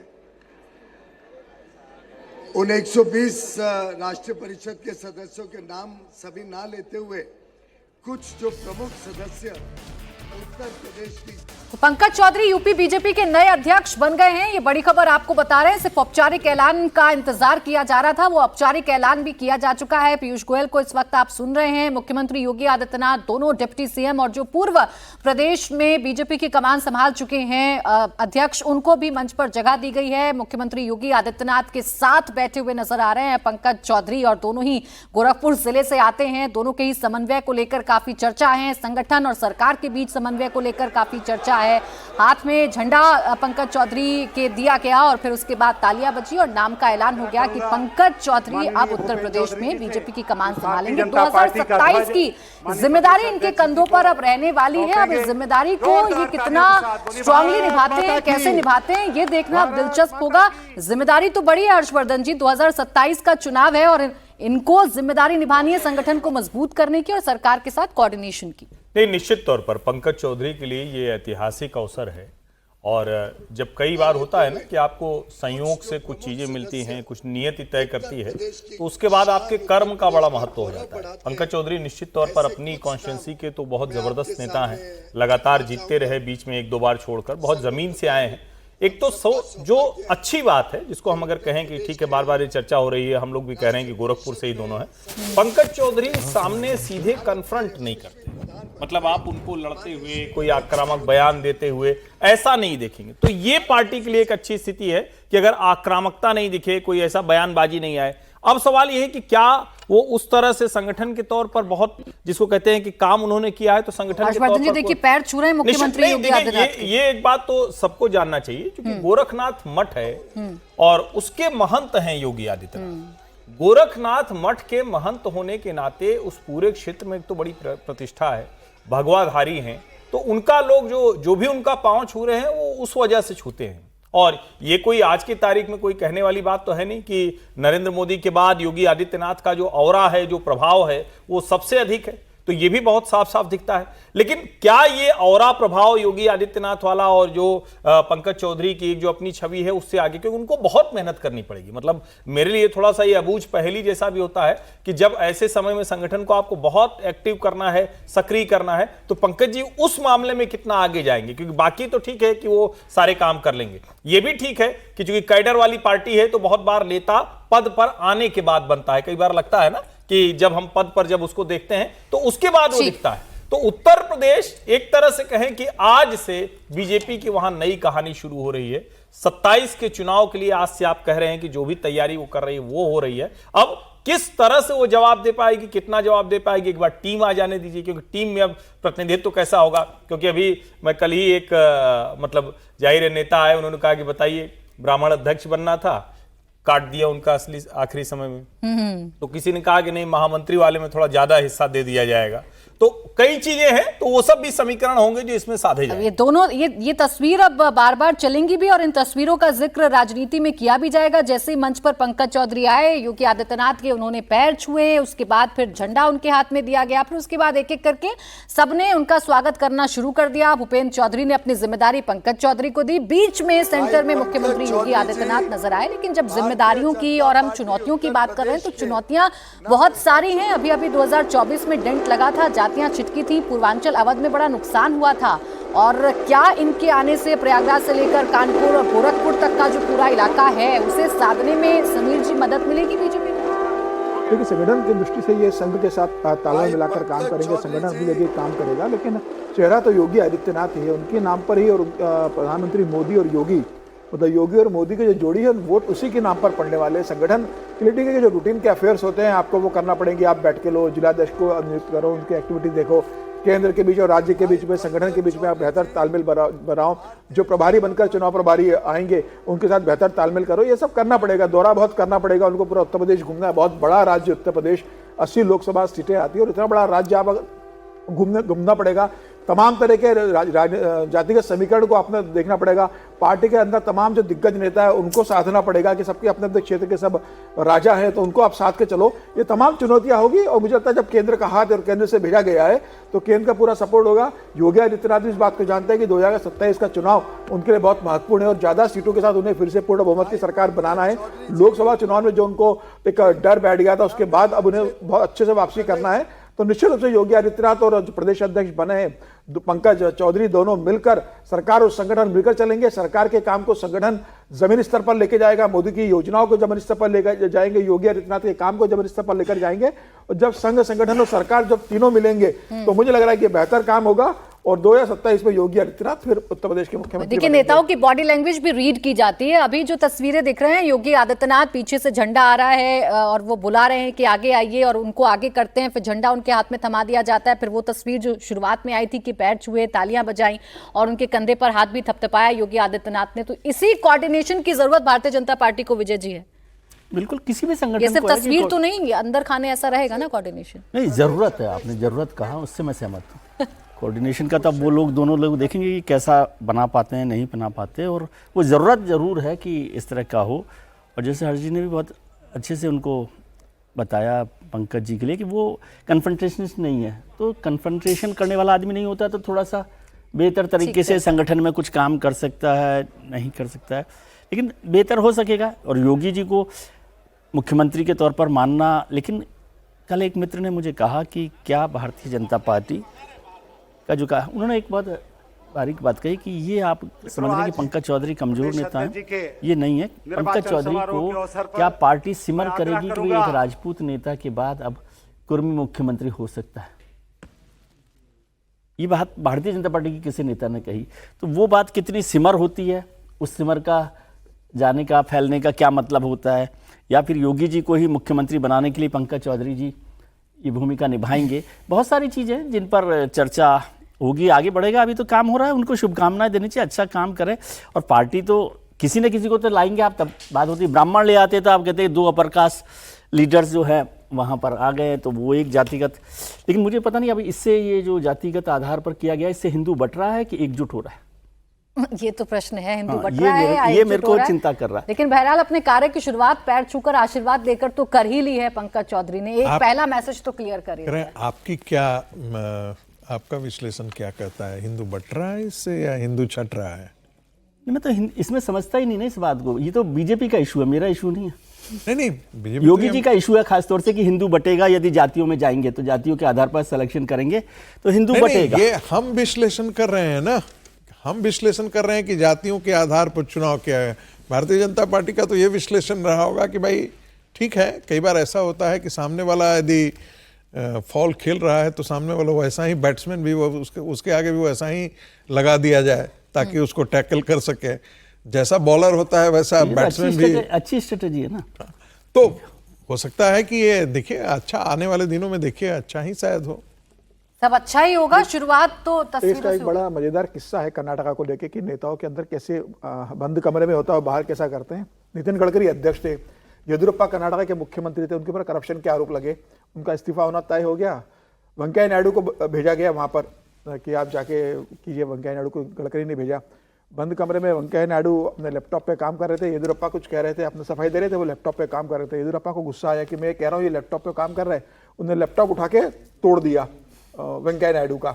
वेंकैया नायडू सुनते रहे उनकी, दोनों बाहर आए तो पत्रकार थे, तो पत्रकारों ने पूछा कैसा है, क्या बातचीत हुई, तो वेंकैया नायडू का नहीं बहुत अच्छी हमारी बातचीत हुई है और पूरी पार्टी हम साथ में हैं और पूरी पार्टी साथ में मिलकर चलेगी। जबकि अंदर उनका लैपटॉप तोड़ दिया था, वो बाहर आके बिल्कुल दोनों गले मिल रहे हैं और सामने जा रहे हैं। तो यह होता है कि अंदर कुछ होता है, बाहर कुछ दिखाया जाता है।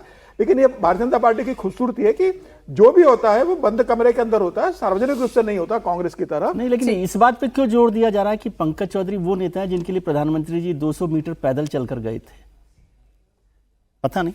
अब देखिए रुचि हमारे साथ जुड़ गई है इन सवालों के। सच है तो ये तो तथ्य सच है, ये तो तथ्य है। रुचि से पूछ लेते हैं वहां अंदर क्या चल रहा है। रुचि, तस्वीरें आप दिखा दीजिए। वैसे तो हम देख रहे हैं पैर छूकर आशीर्वाद भी ले लिया है और स्वागत भी हो रहा है, पीठ भी थपथपाई जा रही है, क्या माहौल है अंदर का?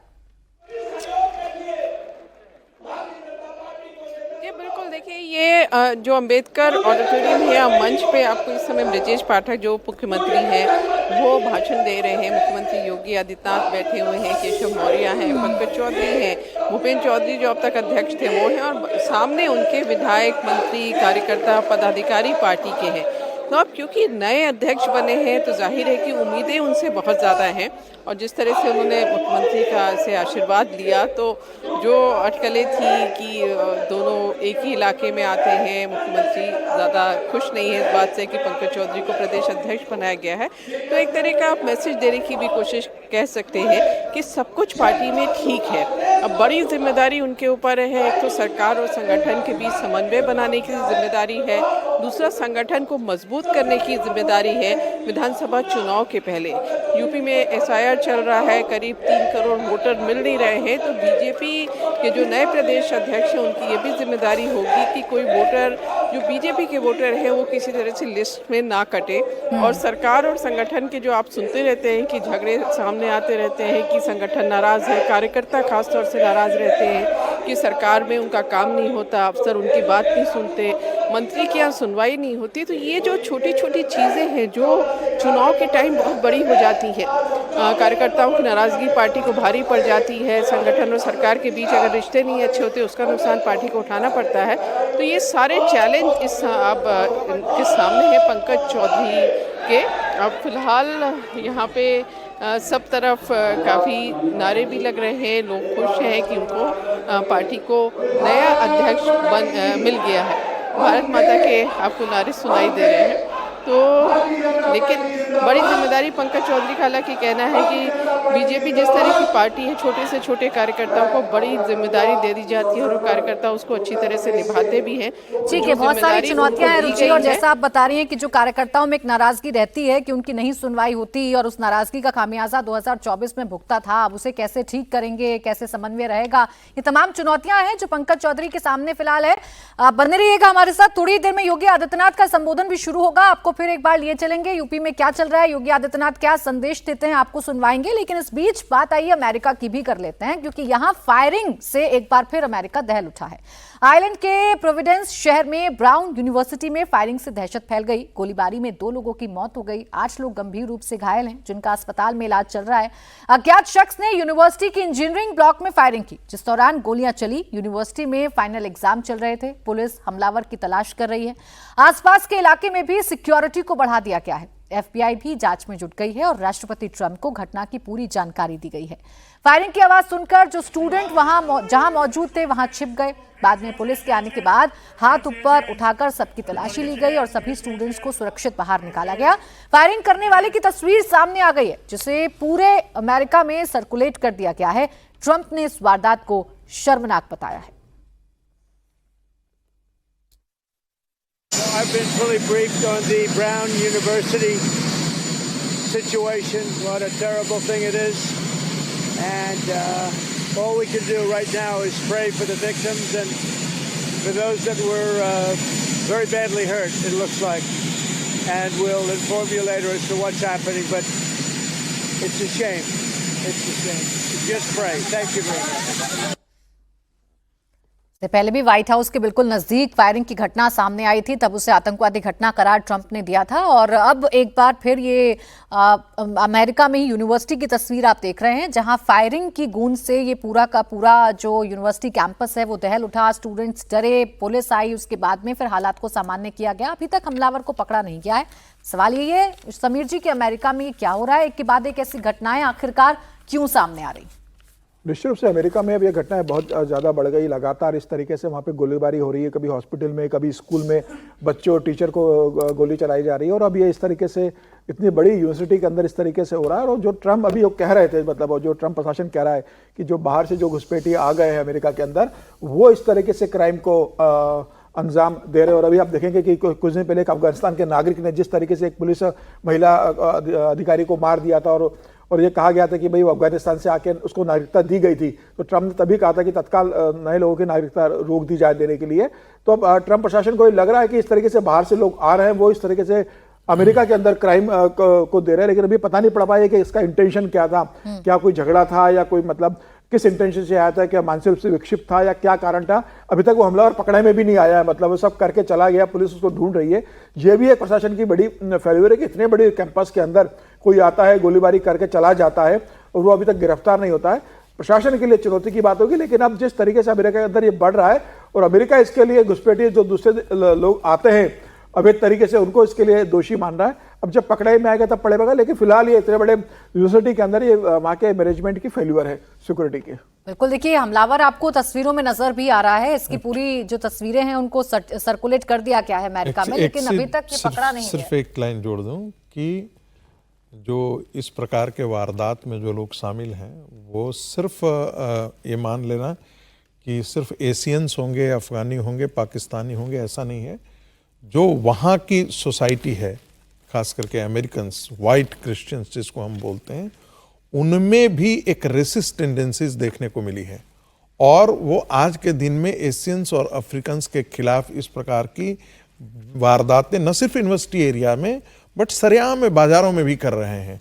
तो ये देखना दिलचस्प होगा कि ये कौन लोग थे, इनकी पहचान कहाँ की थी, कहाँ से आए हुए थे, क्या वाकई कहीं से और से आए हुए थे, प्रवासी लोग थे या वहीं की कम्युनिटी ने किसी को टारगेट करने की कोशिश की है। इनका मकसद क्या था? इससे पहले भी हमले की घटना अमेरिका में हमने देखी, अभी कुछ दिन पहले का ही वाकया है जब व्हाइट हाउस के बाहर हमला किया गया था, आत्मघाती हमला किया गया था और आतंकवादी घटना ट्रंप ने उसे करार दिया था। अब ये यूनिवर्सिटी में आप देखिए कैसे अफरा तफरी मच गई। वहां तो right to defend, self defence के लिए तो जिस प्रकार से रिवॉल्वर और गन्स लाइसेंस मिलते हैं वो तो ठीक वैसे ही है जैसे आप अपना लैपटॉप यदि लाइसेंस की जरूरत ही नहीं होती यूएस में। सबसे बड़ी प्रॉब्लम वो है कि यूएस में जो इस तरह के राइफल्स या जो लेना है उसके लिए ज़्यादातर स्टेट्स में, एक तो वहाँ पर स्टेट लॉ में आता ही है जैसे यहाँ पर भी है, तो वहाँ पर लाइसेंस की ज़रूरत नहीं है और एक एडल्ट को वो गन ले सकता है बिना लाइसेंस के भी। 2-3 स्टेट्स हैं जहाँ पर ये नहीं होता। और प्रोफेसर साहब जो कह रहे हैं वो बात ज़्यादा महत्वपूर्ण है कि वहाँ पर बहुत सारे लोगों में ये रेसिस्ट एक व्यू जो है बार बार हो रहा है। और आपने देखा होगा कि बहुत सारी घटनाएं हुई हैं अमेरिका में, आमतौर पर बहुत हर 2-4 दिन में 6 दिन में हो जाती है। आज ये बड़ी घटना दिख रही है। स्कूली बच्चों में भी कई बार उनको बना लेते हैं, आपस में हो जाता है। तो क्योंकि वहाँ पर गन रखना इतना मुश्किल काम नहीं है और उसकी वजह से भी होता है। इमिग्रेंट वाला भी वजह हो सकती है कि उसको, ये तो यूएस एडमिनिस्ट्रेशन के लिए आसान चीज़ है ना कहना कि इमिग्रेंट को बना दीजिए निशाने पर, कि वो है, वो भी एक परेशानी है। लेकिन वहाँ के जो रेजिडेंट्स हैं उनमें भी ये आदत लगातार बढ़ती जा रही है। और ट्रम्प साहब जब से आए अब तो ये हो ही रहा है कि भाई बाहर के लोगों को बाहर, सबसे वायलेंट सोसाइटी है वो। यूनिवर्सिटी कैंपसेज में हम लोग आपस में यहाँ जब बात करते हैं तो अपने कैंपसेज को लेकर करते हैं, लेकिन यहाँ के कैंपसेज में उस तरह से बच्चा बैग में गन लेकर जाकर गोली नहीं मारता। ठीक है, कोई गुंडा बदमाश हो जाए, कोई लड़ ले, वो अलग बात है, लेकिन अमेरिका के विश्वविद्यालयों में इस तरह की गोलीबारी की घटनाएं आम हैं। और हमें भी ये सोचना चाहिए, हम बार बार जो बात करते हैं जो वेस्ट का कल्चर है, ये जो गन कल्चर है जिसको हम बार बार कहते हैं कि सुरक्षा के लिहाज से कैसे होना चाहिए, गन जब लोगों के एक्सेस आसानी से होगी उतना वायलेंस का खतरा बढ़ेगा। नहीं, आपने अच्छा क्या बोला, ये सब बोला गन कल्चर, गन का कोई कल्चर होता है? हाँ, वो तो विकृति ही होती है। नहीं, गन का कल्चर ही होता है, संस्कृति नहीं होती। मैंने वही कहा, हाँ, संस्कृति नहीं होती, वो तो विकृति ही होती है ना। बिल्कुल। देखिए अमेरिका में जो चल रहा है, ट्रंप ने उस पर बयान भी दिया है। अब इसके पीछे कौन लोग हैं ये तो पता लगाया जाएगा, इन तस्वीरों के पीछे कौन लोग हैं ये तो पता लगाया जाएगा, अब इस विद्रोह की वजह क्या है ये भी पता लगाया जाएगा। लेकिन फिलहाल जो हालात हैं वो सामान्य तो नजर नहीं आ रहे हैं, एक के बाद एक ऐसी घटनाएं सामने आ रही है। आगे बढ़ रहे हैं। शनिवार को सेंट्रल सीरिया में इस्लामिक स्टेट के हमले में 2 अमेरिकी सैनिक और एक अमेरिकी नागरिक की मौत हो गई। दावा किया जा रहा है कि कई अमेरिकी और सीरियाई सुरक्षा बलों के जवान घायल हुए हैं। ये बशर अल असद के सत्ता से हटने के बाद अमेरिकी सैनिकों पर हुआ पहला घातक हमला है। सीरिया के सरकारी मीडिया ने बताया है कि यह हमला तब हुआ जब अमेरिकी सैनिक एक यात्रा पर थे। इस्लामिक स्टेट के खिलाफ चल रहे अभियान में अमेरिका और सीरिया साथ साथ लड़ रहे हैं। अमेरिका ने कई 100 सैनिक मैदान में उतार रखे हैं। आईएसआईएस ने इसी ऑपरेशन के खिलाफ अमेरिका को जवाब दिया है। फिलहाल ट्रंप ने कहा है कि बदला ऐसा लेंगे कि दुनिया याद रखेगी। So we mourn the loss of 3 great patriots in Syria. You know how it happened. It was an ambush, terrible. We also have 3 wounded. They seem to be doing pretty well. But we mourn the loss. These are 3 great people. And it's just a terrible thing. Syria, by the way, was fighting along with us. The new president of Syria is, as they told me, and I'm not surprised, he's devastated by what happened. This was an ISIS attack on us and Syria. And again, we mourn the loss and we pray for them and their parents and their loved ones. Very, very sad. एक चुनौती देने की कोशिश तो की गई है। अब ट्रंप ये कह रहे हैं कि हम इस पर कार्रवाई करेंगे, ऐसा बदला लेंगे कि रूह कांप जाएगी, बारूदी बदला लिया जाएगा, ऐसी बातें कही जा रही हैं। लेकिन आईएसआईएस ने चैलेंज करने की कोशिश की है, 2 अमेरिकी सैनिकों को मारा है, जिस पर आप ट्रंप का अभी ये बयान सुन रहे थे। अब इसके मतलब क्या है, इसके मायने क्या है हर्षवर्धन जी? क्या सीरिया में चल रहा है? आईएसआईएस क्या संदेश देना चाह रहा है और अब ट्रंप का एक्शन क्या हो सकता है? देखिए, कई बार लगता है ना कि कोई चीजें जो चल रही होती हैं वो फिर से क्या सर्किल में चलने लगी हैं क्या? फुल सर्किल में, क्योंकि पिछले कुछ समय से हम लोगों को ऐसा लग रहा था, दुनिया को भी लग रहा था, ट्रंप जब आए तो लगा कि शायद वो जो बाइडेन के कार्यकाल में सबसे ज्यादा युद्ध, मतलब बाइडेन का जो कार्यकाल रहा है वो सबसे भयावह रहा कि सारे युद्ध उसी दौरान शुरू हुए। तब ट्रंप क्या कहते थे? वो कहते थे कि हम आएंगे तो सब वापस करा देंगे। लगने भी लगा। इजराइल के इर्द गिर्द जितने देश हैं, सऊदी अरब के साथ जो अब्राहमिक अकॉर्ड कराया, फिर लगा कि ज्यादातर चीजें पटरी पर आ रही।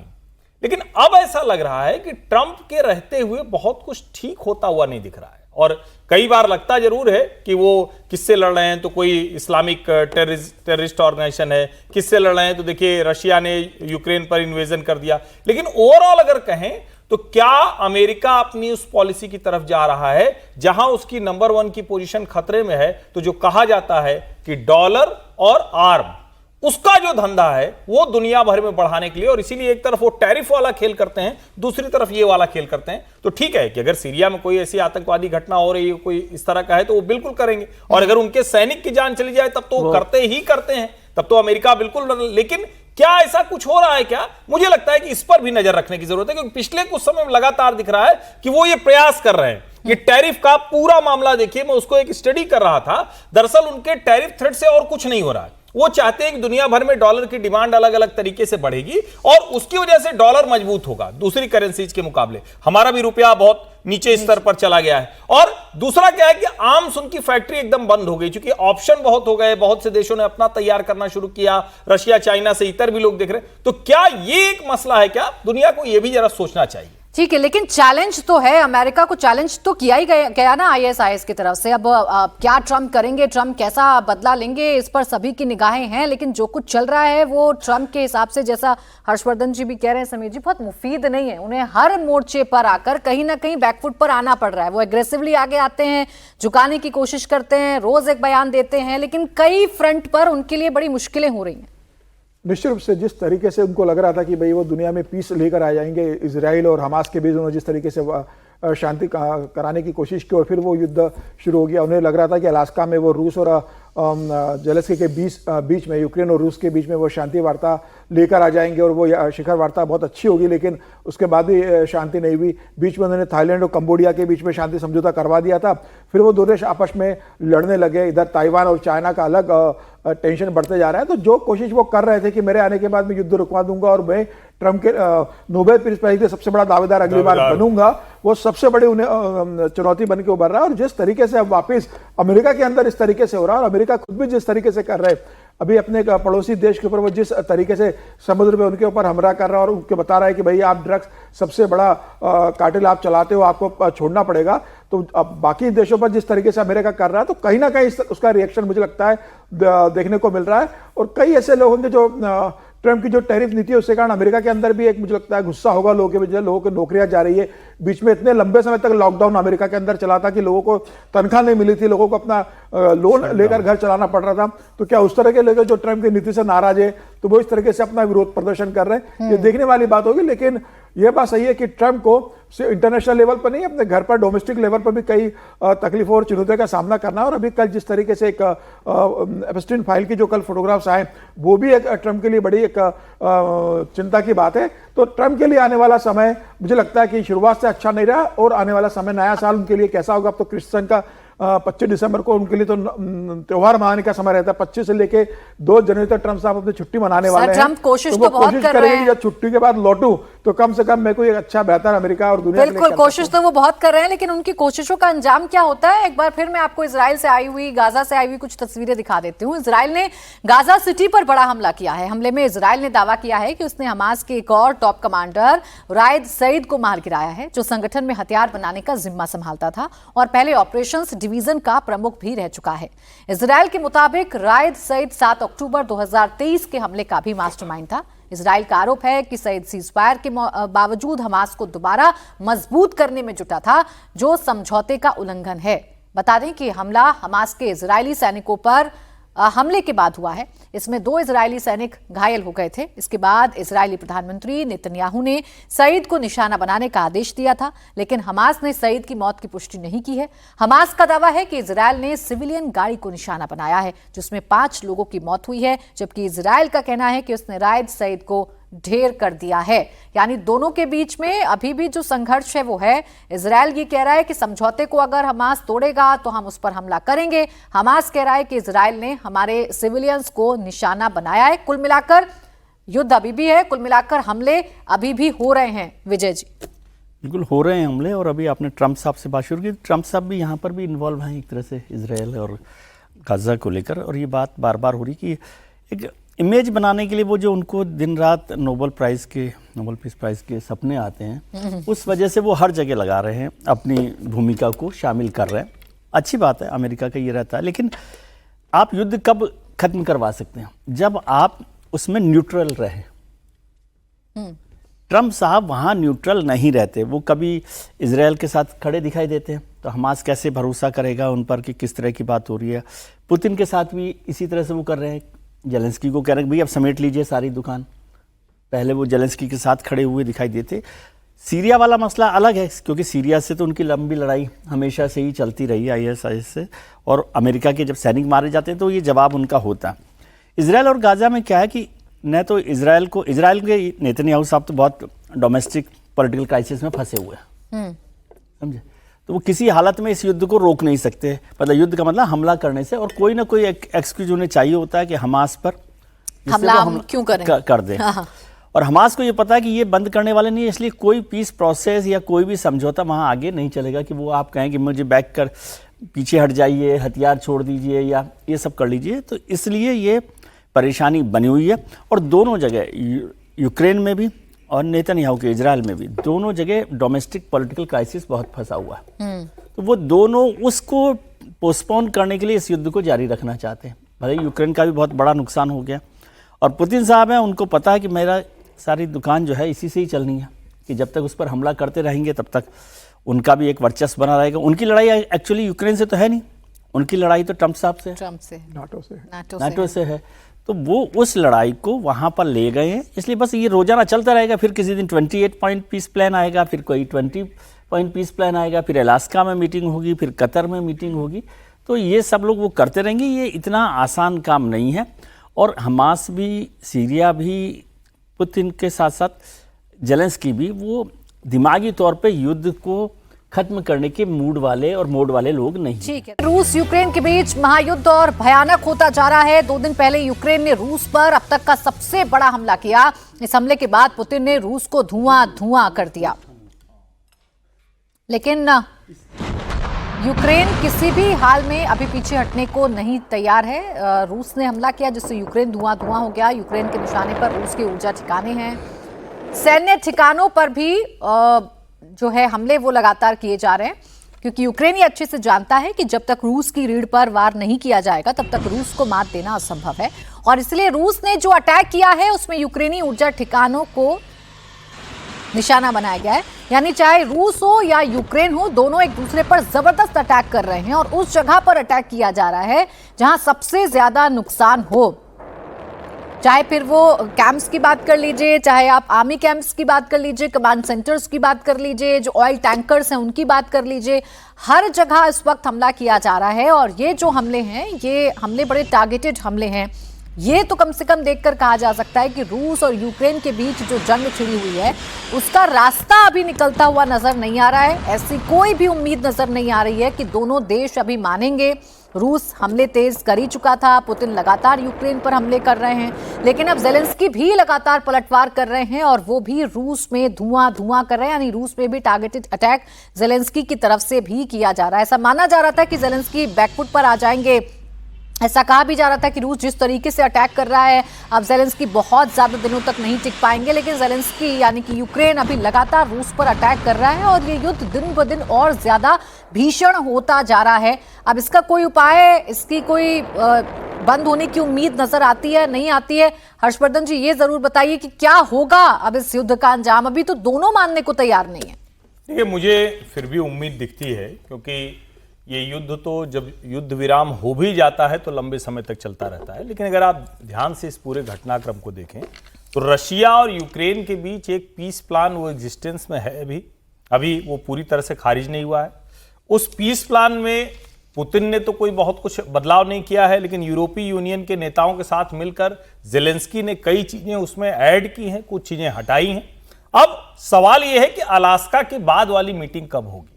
ये पुतिन और ट्रंप दोनों की जिम्मेदारी, क्योंकि मैं जेलेंस्की को कोई मैं इसमें न तो पार्टनर मानता हूं, न तो पार्टी मानता हूं, और न उनका कोई इंपैक्ट है, क्योंकि वो कोई डिसीजन लेने की क्षमता में नहीं है। वो ठीक है कि देश उनका है, युद्ध उनके देश से हो रहा है, लेकिन इसको तय पुतिन और ट्रंप को करना है। क्या ट्रंप और पुतिन अगली कोई मीटिंग जल्द करेंगे? क्योंकि अगर नहीं करेंगे तो इस तरह की घटनाएं तो लगातार चलती रही, क्योंकि दोनों चाहेंगे कि थोड़ा दबाव बन जाए। और युद्ध के समय में एक रणनीति यह भी होती है, जब आप युद्ध विराम के नजदीक पहुंचते हैं तो आपको लगता है कि अच्छा थोड़ी थोड़ी टेरिटरी हम अपने कब्जे में कर सकते हैं, क्या कुछ अपने पक्ष में हम कर सकते हैं क्या, जिससे जब हम बार्गेन टेबल पर बैठे तो कहेंगे अच्छा ठीक है आप इतना 100 किलोमीटर आगे आए, चलो 80 छोड़ देते हैं या 20 छोड़ देते हैं। तो युद्ध विराम के समय अक्सर लड़ाइयां तेज होती है। तो मैं इसको ऐसे नहीं देखता हूं कि एकदम से अब ये बहुत बड़ा युद्ध हो जाएगा। और मैं अभी तक इस युद्ध को, जब तक ताइवान चाइना वाला मसला नहीं आता है, मैं विश्व युद्ध की तरफ जाते हुए नहीं देखता हूं। मेरा यह मानना है कि रशिया और यूक्रेन के बीच किसी एक दिन अचानक आप शांति वार्ता पूरी तरह से लागू होते हुए देखेंगे और ये युद्ध समाप्त होगा। ठीक है, देखिए पुतिन जितने तेज हमले कर रहे हैं तो जेलेंस्की भी जानते हैं कि रूस में कहां पर हमला किया जाए जिससे सबसे ज्यादा चोट रूस को लगेगी, इसलिए जो ऑयल टैंकर्स हैं उनको निशाना बनाया जा रहा है, उन पर हमले किए जा रहे हैं। जैसा भी हर्षवर्धन जी कह रहे थे कि भाई अगर बैठना है बार्गेनिंग टेबल पर तो दोनों के पास कुछ ना कुछ ऐसा होना चाहिए कि कम से कम नुकसान दोनों देशों को हो। अब इसके बाद क्या जवाब पुतिन की तरफ से दिया जाएगा, समीर जी, इस पर भी अब सबकी निगाहें पुतिन क्या करते हैं। जेलेंस्की तो जितना हो सकता है उतना रूस को चुनौती तो दे ही रहे हैं और नुकसान भी पहुंचा रहे हैं। देखिए, पुतिन को एक उम्मीद जगी थी जब ट्रम्प ने रूस का साथ दिया था और ये कहा था कि भाई यूक्रेन को जो जमीन कब्जा ली है रूस ने वो छोड़ देना चाहिए और शांति वार्ता में आना चाहिए, क्योंकि यूक्रेन कभी युद्ध जीत नहीं सकता, पीछे यूक्रेन को हटना पड़ेगा। और जिस तरीके से ट्रम्प के बेटे का, डोनाल्ड ट्रम्प जूनियर का बयान आया था कि सारे पैसे वाले लोग यूक्रेन छोड़ के चले गए और अब यूक्रेन भिखमंगा देश बन गया है, और जेलेंस्की युद्ध इसलिए कंटिन्यू करना चाहते हैं कि वो देश में चुनाव नहीं करवाना चाहते, वो सत्ता में बने रहना चाहते हैं। इतने तीखे आरोपों के बाद देता है था कि अमेरिका साथ नहीं देगा, और अमेरिका ने कहा था कि जो पैसों की सहायता हम यूक्रेन को करते हैं वो हम बंद कर देंगे, लेकिन अमेरिका ने हाथ छोड़ा। लेकिन उधर जेलेंस्की का हाथ ब्रिटेन ने, फ्रांस ने पकड़ लिया, जर्मनी ने पकड़ लिया। इन तीनों की जब बैठक हुई उन्होंने कहा कि भाई हम आपके साथ हैं, और उसमें उनका भी स्वार्थ, उनको लगता है कि अगर जेलेंस्की लड़ते रहेंगे तो नाटो और हम लोग बचे रहेंगे, तो आने वाले समय में जेलेंस्की के बाद, यूक्रेन के बाद रशिया हम पर हमला कर सकता है। तो पैसा जो देना है, जो साधन देना है, जो हथियार देना है, वो शायद उतना है फ्रांस ने कहा होगा, ब्रिटेन ने कहा होगा और जर्मनी ने कहा होगा कि हम आपको पैसा भी देंगे और आपको साधन भी देंगे, आपको हथियार भी देंगे, आप रूस से लड़ते रहो। तो अब यूक्रेन फिर से लड़ने की स्थिति के अंदर आ रहा है, क्योंकि किसी भी स्थिति में जेलेंस्की इतने 3.5-4 साल लड़ने के बाद आज वो इस स्थिति में नहीं है कि 20% जमीन छोड़ दे, क्योंकि इस बात को जानते हैं कि जिस दिन वो ये जमीन छोड़ने की बात स्वीकार कर लेंगे उस दिन उनका देश में रहना नामुमकिन होगा, क्योंकि देश की जमीन छोड़ने के बाद उनके ऊपर जो विपक्ष हमलावर होगा, तो मुझे लगता है कि वो जमीन छोड़ने को तैयार नहीं है और रूस वो बिना जमीन लिए मानने वाला है नहीं।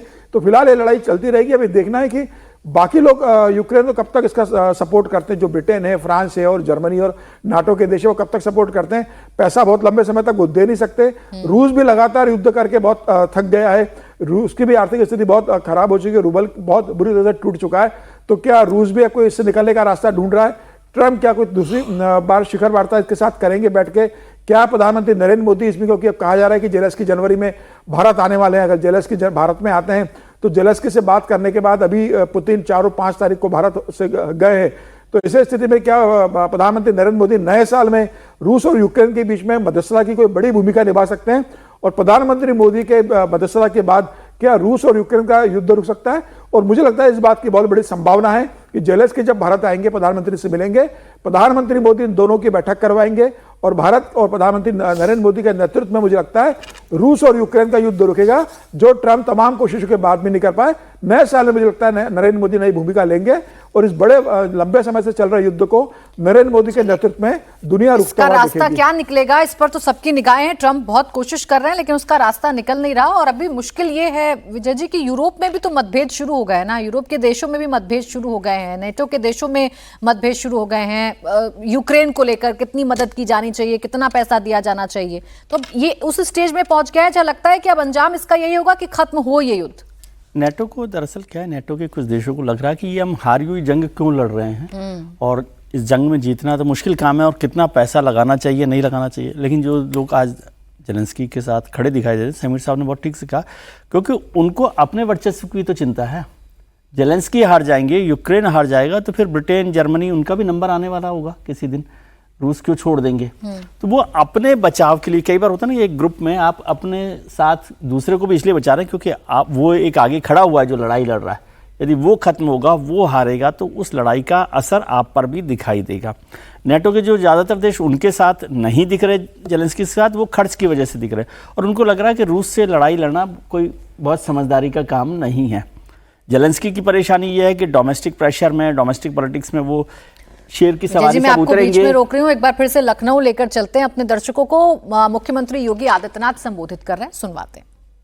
भारतीय जनता पार्टी के प्रदेश अध्यक्ष निर्वाचन की घोषणा और नवनिर्वाचित प्रदेश अध्यक्ष के स्वागत, राष्ट्रीय परिषद के लिए प्रदेश के 120 सदस्यों के निर्वाचन की घोषणा के लिए आयोजित आज के समारोह में केंद्रीय चुनाव अधिकारी के रूप में हम सब के बीच में यहां पर उपस्थित केंद्रीय उद्योग एवं वाणिज्य मंत्री माननीय श्री पीयूष गोयल जी, भारतीय जनता पार्टी के नवनिर्वाचित प्रदेश अध्यक्ष केंद्रीय मंत्री श्री पंकज चौधरी जी, भारतीय जनता पार्टी के राष्ट्रीय चुनाव अधिकारी और उत्तर प्रदेश से ही राज्यसभा के माननीय सदस्य श्री के लक्ष्मण जी,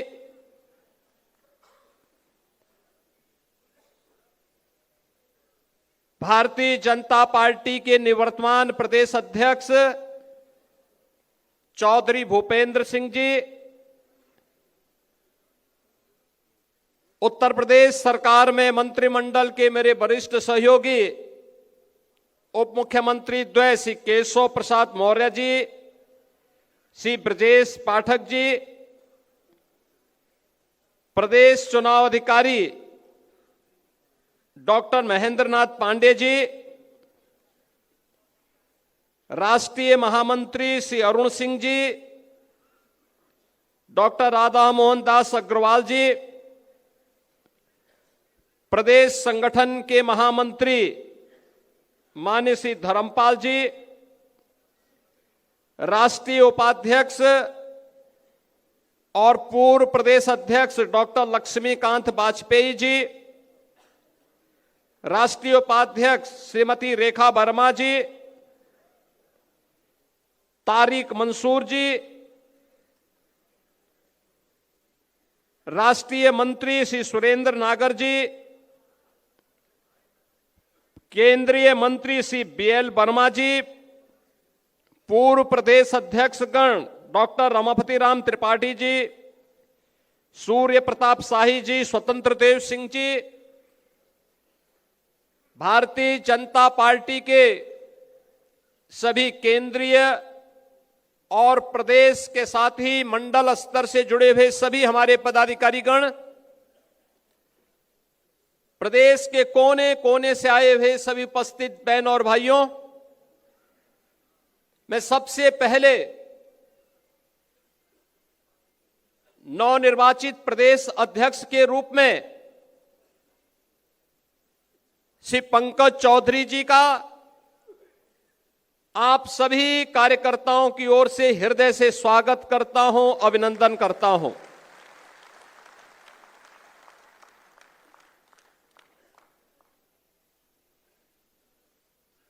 मैं इस अवसर पर इस पूरी चुनाव की प्रक्रिया को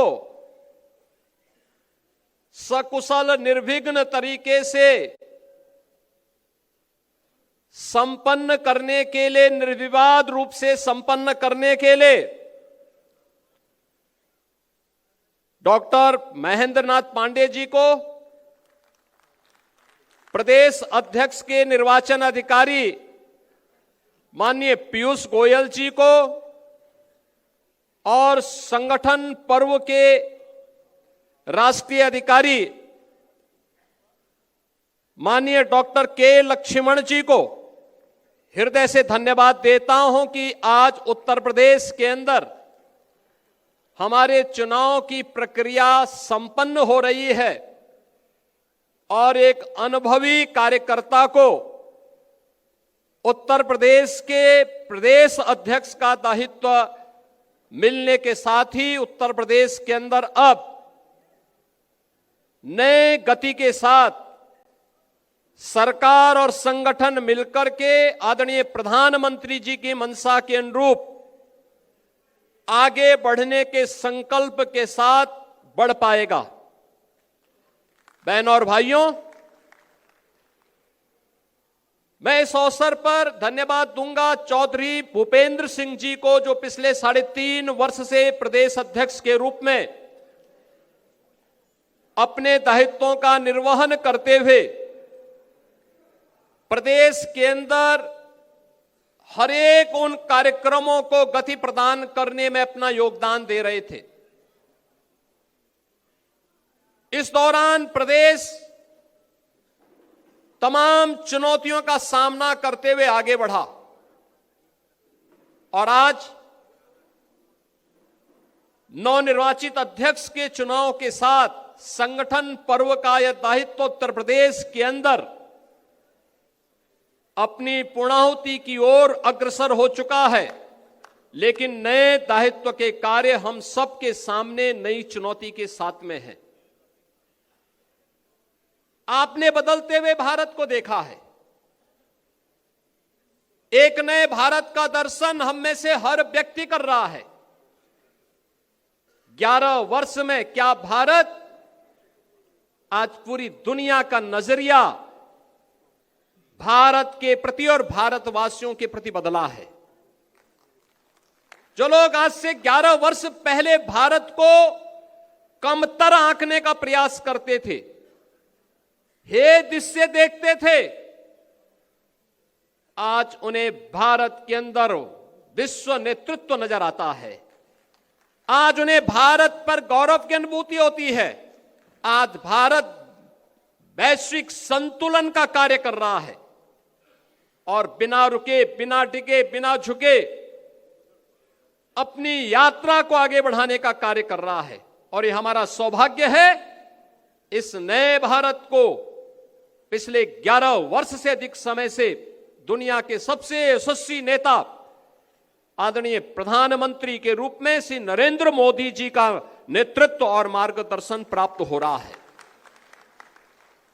उत्तर प्रदेश के अंदर पिछले 8 साढ़े 8 वर्ष के अंदर जो कुछ भी परिवर्तन हम करने में सफल हुए हैं, यह आदरणीय प्रधानमंत्री जी का मार्गदर्शन और नेतृत्व ही है। डबल इंजन सरकार की डबल स्पीड की ताकत है। एक एक कार्यकर्ता की मेहनत और परिश्रम का परिणाम है कि उत्तर प्रदेश के बारे में जो परसेप्शन था, उस परसेप्शन को हमने दूर किया। बीमारू राज्य के धब्बे से उत्तर प्रदेश को मुक्त करके रेवेन्यू सरप्लस स्टेट के रूप में उत्तर प्रदेश को दुनिया के सामने, देश के सामने स्थापित किया। आज उत्तर प्रदेश दंगा मुक्त है, माफिया मुक्त है, अपराध मुक्त है। आज उत्तर प्रदेश टूरिज्म का, इन्वेस्टमेंट का देश के बेहतरीन राज्यों में से अपने आप को एक साबित कर सकता है। और बेधड़क उत्तर प्रदेश के अंदर उस प्रकार के निवेश आए हैं, आ रहे हैं। कोई कल्पना कर सकता है कि अकेले उत्तर प्रदेश में इन 8.5 वर्ष में 9.25 लाख नौजवानों को सरकारी नौकरी बिना भेदभाव के प्राप्त हुई है। 1.5 करोड़ से अधिक नौजवानों को परंपरागत उद्यम में उन्हें नौकरी के साथ और रोजगार के साथ जोड़ने का, और जो कार्य निवेश का, सुरक्षा और कानून के राज में बेहतर तरीके से आगे बढ़ा है। 15 लाख करोड़ रुपए से अधिक के निवेश की योजनाएं जमीनी धरातल पर उतरी हैं और 6 लाख से अधिक की परियोजनाएं हमारे पास वर्तमान में तैयार है, जिसका हमें ग्राउंड ब्रेकिंग की तैयारी करनी है, जिसको लेकर के हम आगे बढ़ रहे हैं। मैं इस अवसर पर केंद्रीय उद्योग और वाणिज्य मंत्री माननीय श्री पीयूष गोयल जी का हृदय से धन्यवाद करूंगा कि आदरणीय प्रधानमंत्री जी, आदरणीय रक्षा मंत्री जी, आदरणीय गृह मंत्री जी, आदरणीय राष्ट्रीय अध्यक्ष जी के नेतृत्व में प्रदेश के विकास की जिन योजनाओं को आगे बढ़ाने के लिए जब भी हमने माननीय पीयूष जी से सहयोग और समर्थन मांगा, वे देश के अंदर या दुनिया के अंदर कहीं भी रहे होंगे, उत्तर प्रदेश के प्रस्ताव को उन्होंने तत्काल कहा कि ये होना है। जैसे हमने कहा उत्तर प्रदेश के अंदर 1 डिस्ट्रिक्ट 1 प्रोडक्ट की योजना हम आगे बढ़ाए हैं। हमारे पास एक कमी है। उन्होंने कहा आप बताइए। मैंने कहा हमें एक पैकेजिंग इंस्टीट्यूट चाहिए। उन्होंने कहा आप घोषणा कर दीजिए, ये मान के चलिए कि हो गया। और बहनों और भाइयों, मुझे प्रसन्नता है बताते हुए, लखनऊ में भारत सरकार ने अपना पैकेजिंग इंस्टीट्यूट स्वीकृति ही नहीं किया, उसका सत्र भी प्रारंभ हो गया है। उत्तर प्रदेश अपने उद्यमियों के लिए उनकी प्रोडक्ट को शोकेसिंग कर सके, दुनिया के बाजार में पहुंचा सके। हमारे मन में आया कि हम क्या उत्तर प्रदेश ग्लोबल मीट का कोई आयोजन हम कर सकते हैं? कोई ऐसा आयोजन हो जाए जहां उत्तर प्रदेश के प्रोडक्ट को हम शोकेसिंग कर सकें। तो ट्रेड शो कोई ऐसा हो। मैंने माननीय पीयूष जी से चर्चा की, उन्होंने कहा चिंता मत करिए। पहले वर्ष उन्होंने कहा कि मैं कम से कम 500 फॉरेन बायर अपने खर्चे पे भेज रहा हूं यूपी में। यूपी के लोग अपना वो लगाएं, खरीदारी करने की जिम्मेदारी हमारी, दुनिया के मार्केट में पहुंचाने की जिम्मेदारी। और बहनों और भाइयों, आज हर वर्ष सितंबर माह में उत्तर प्रदेश का सूक्ष्म लघु उद्यम विभाग उत्तर प्रदेश के अंदर बने हुए हर प्रोडक्ट को हम लोग ग्रेटर नोएडा में इंडिया एक्सपो सेंटर में UP trade international trade show का आयोजन करते हैं। और इतना लोकप्रिय हुआ है, इस बार भी मैंने उनसे अनुरोध किया, वो दुनिया में अपने भारत के कार्यक्रमों की दिशा से व्यस्त थे, तब भी वे उसके कार्यक्रम में आए। आदरणीय प्रधानमंत्री जी ने उद्घाटन किया और माननीय पीयूष जी ने उसका समारोप किया और आए, और उसमें लगभग 11,000 करोड़ रुपए के प्रोडक्ट उत्तर प्रदेश से दुनिया के मार्केट के लिए बुक हुए। ये सारा पैसा उत्तर प्रदेश के व्यापारियों को, उत्तर प्रदेश के उद्यमियों को प्राप्त हुआ।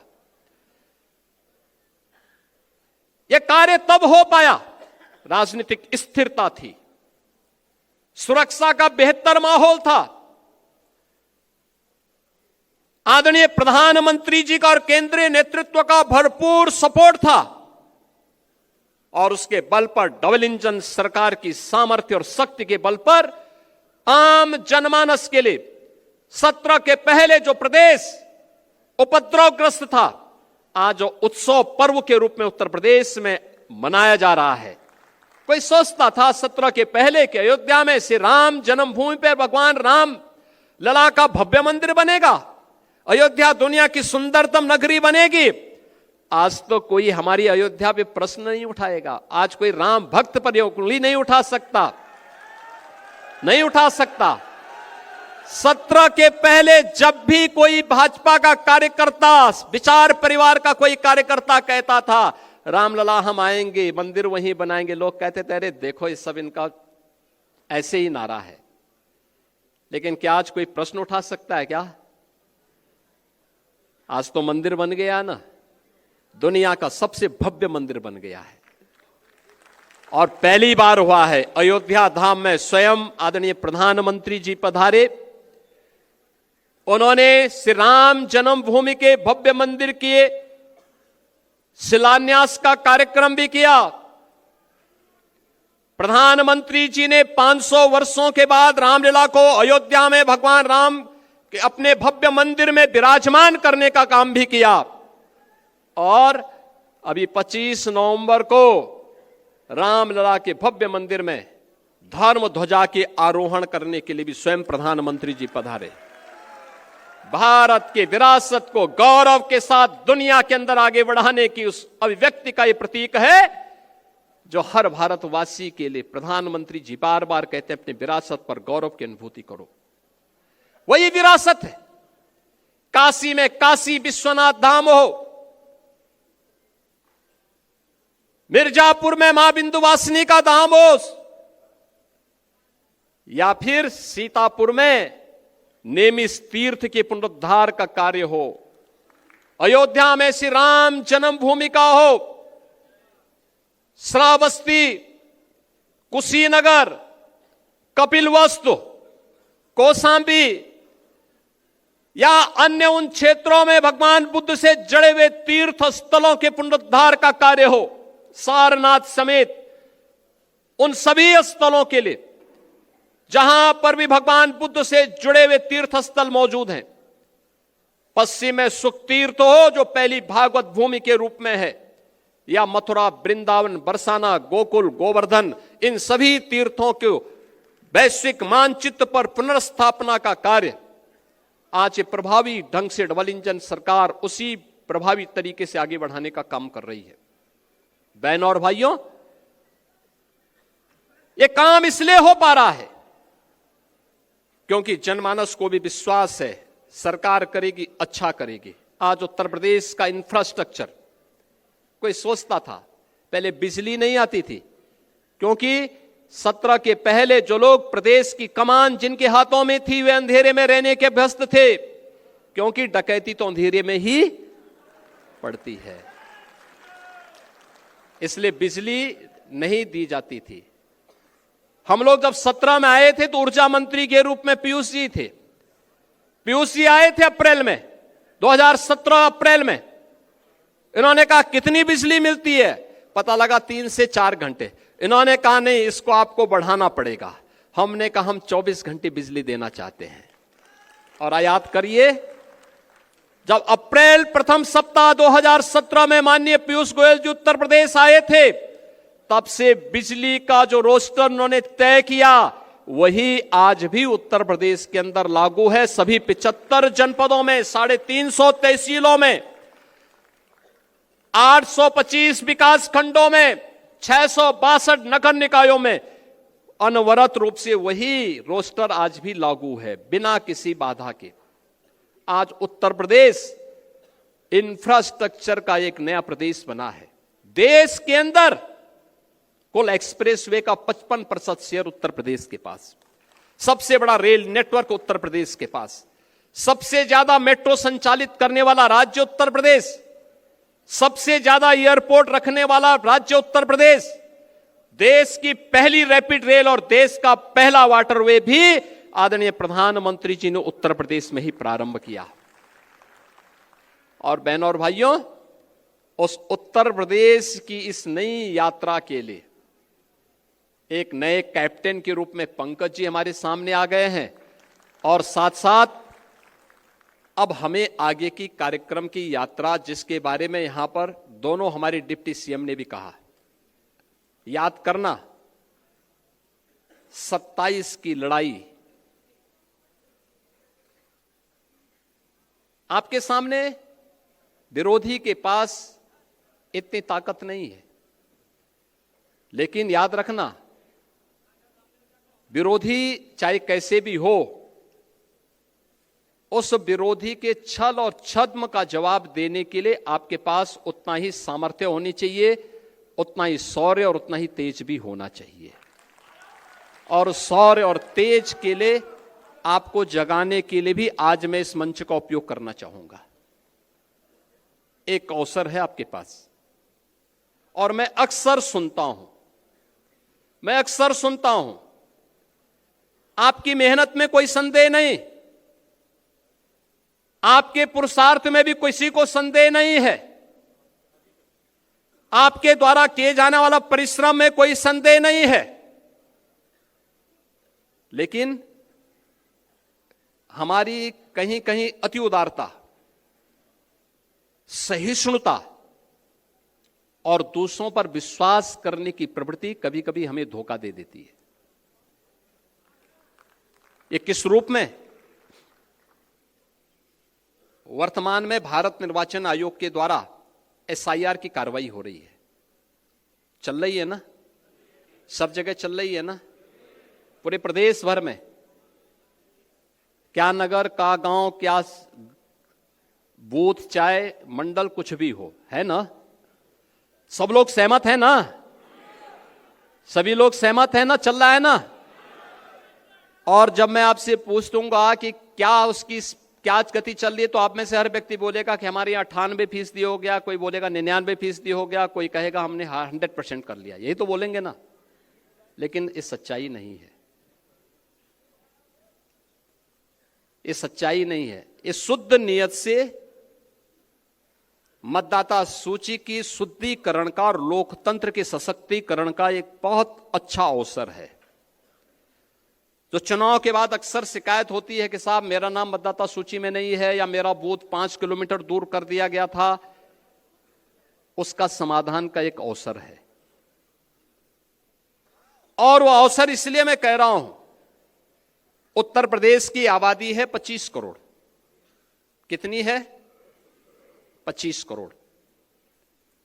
25 करोड़ की आबादी में मतदाता सूची में नाम होने चाहिए कुल 64%।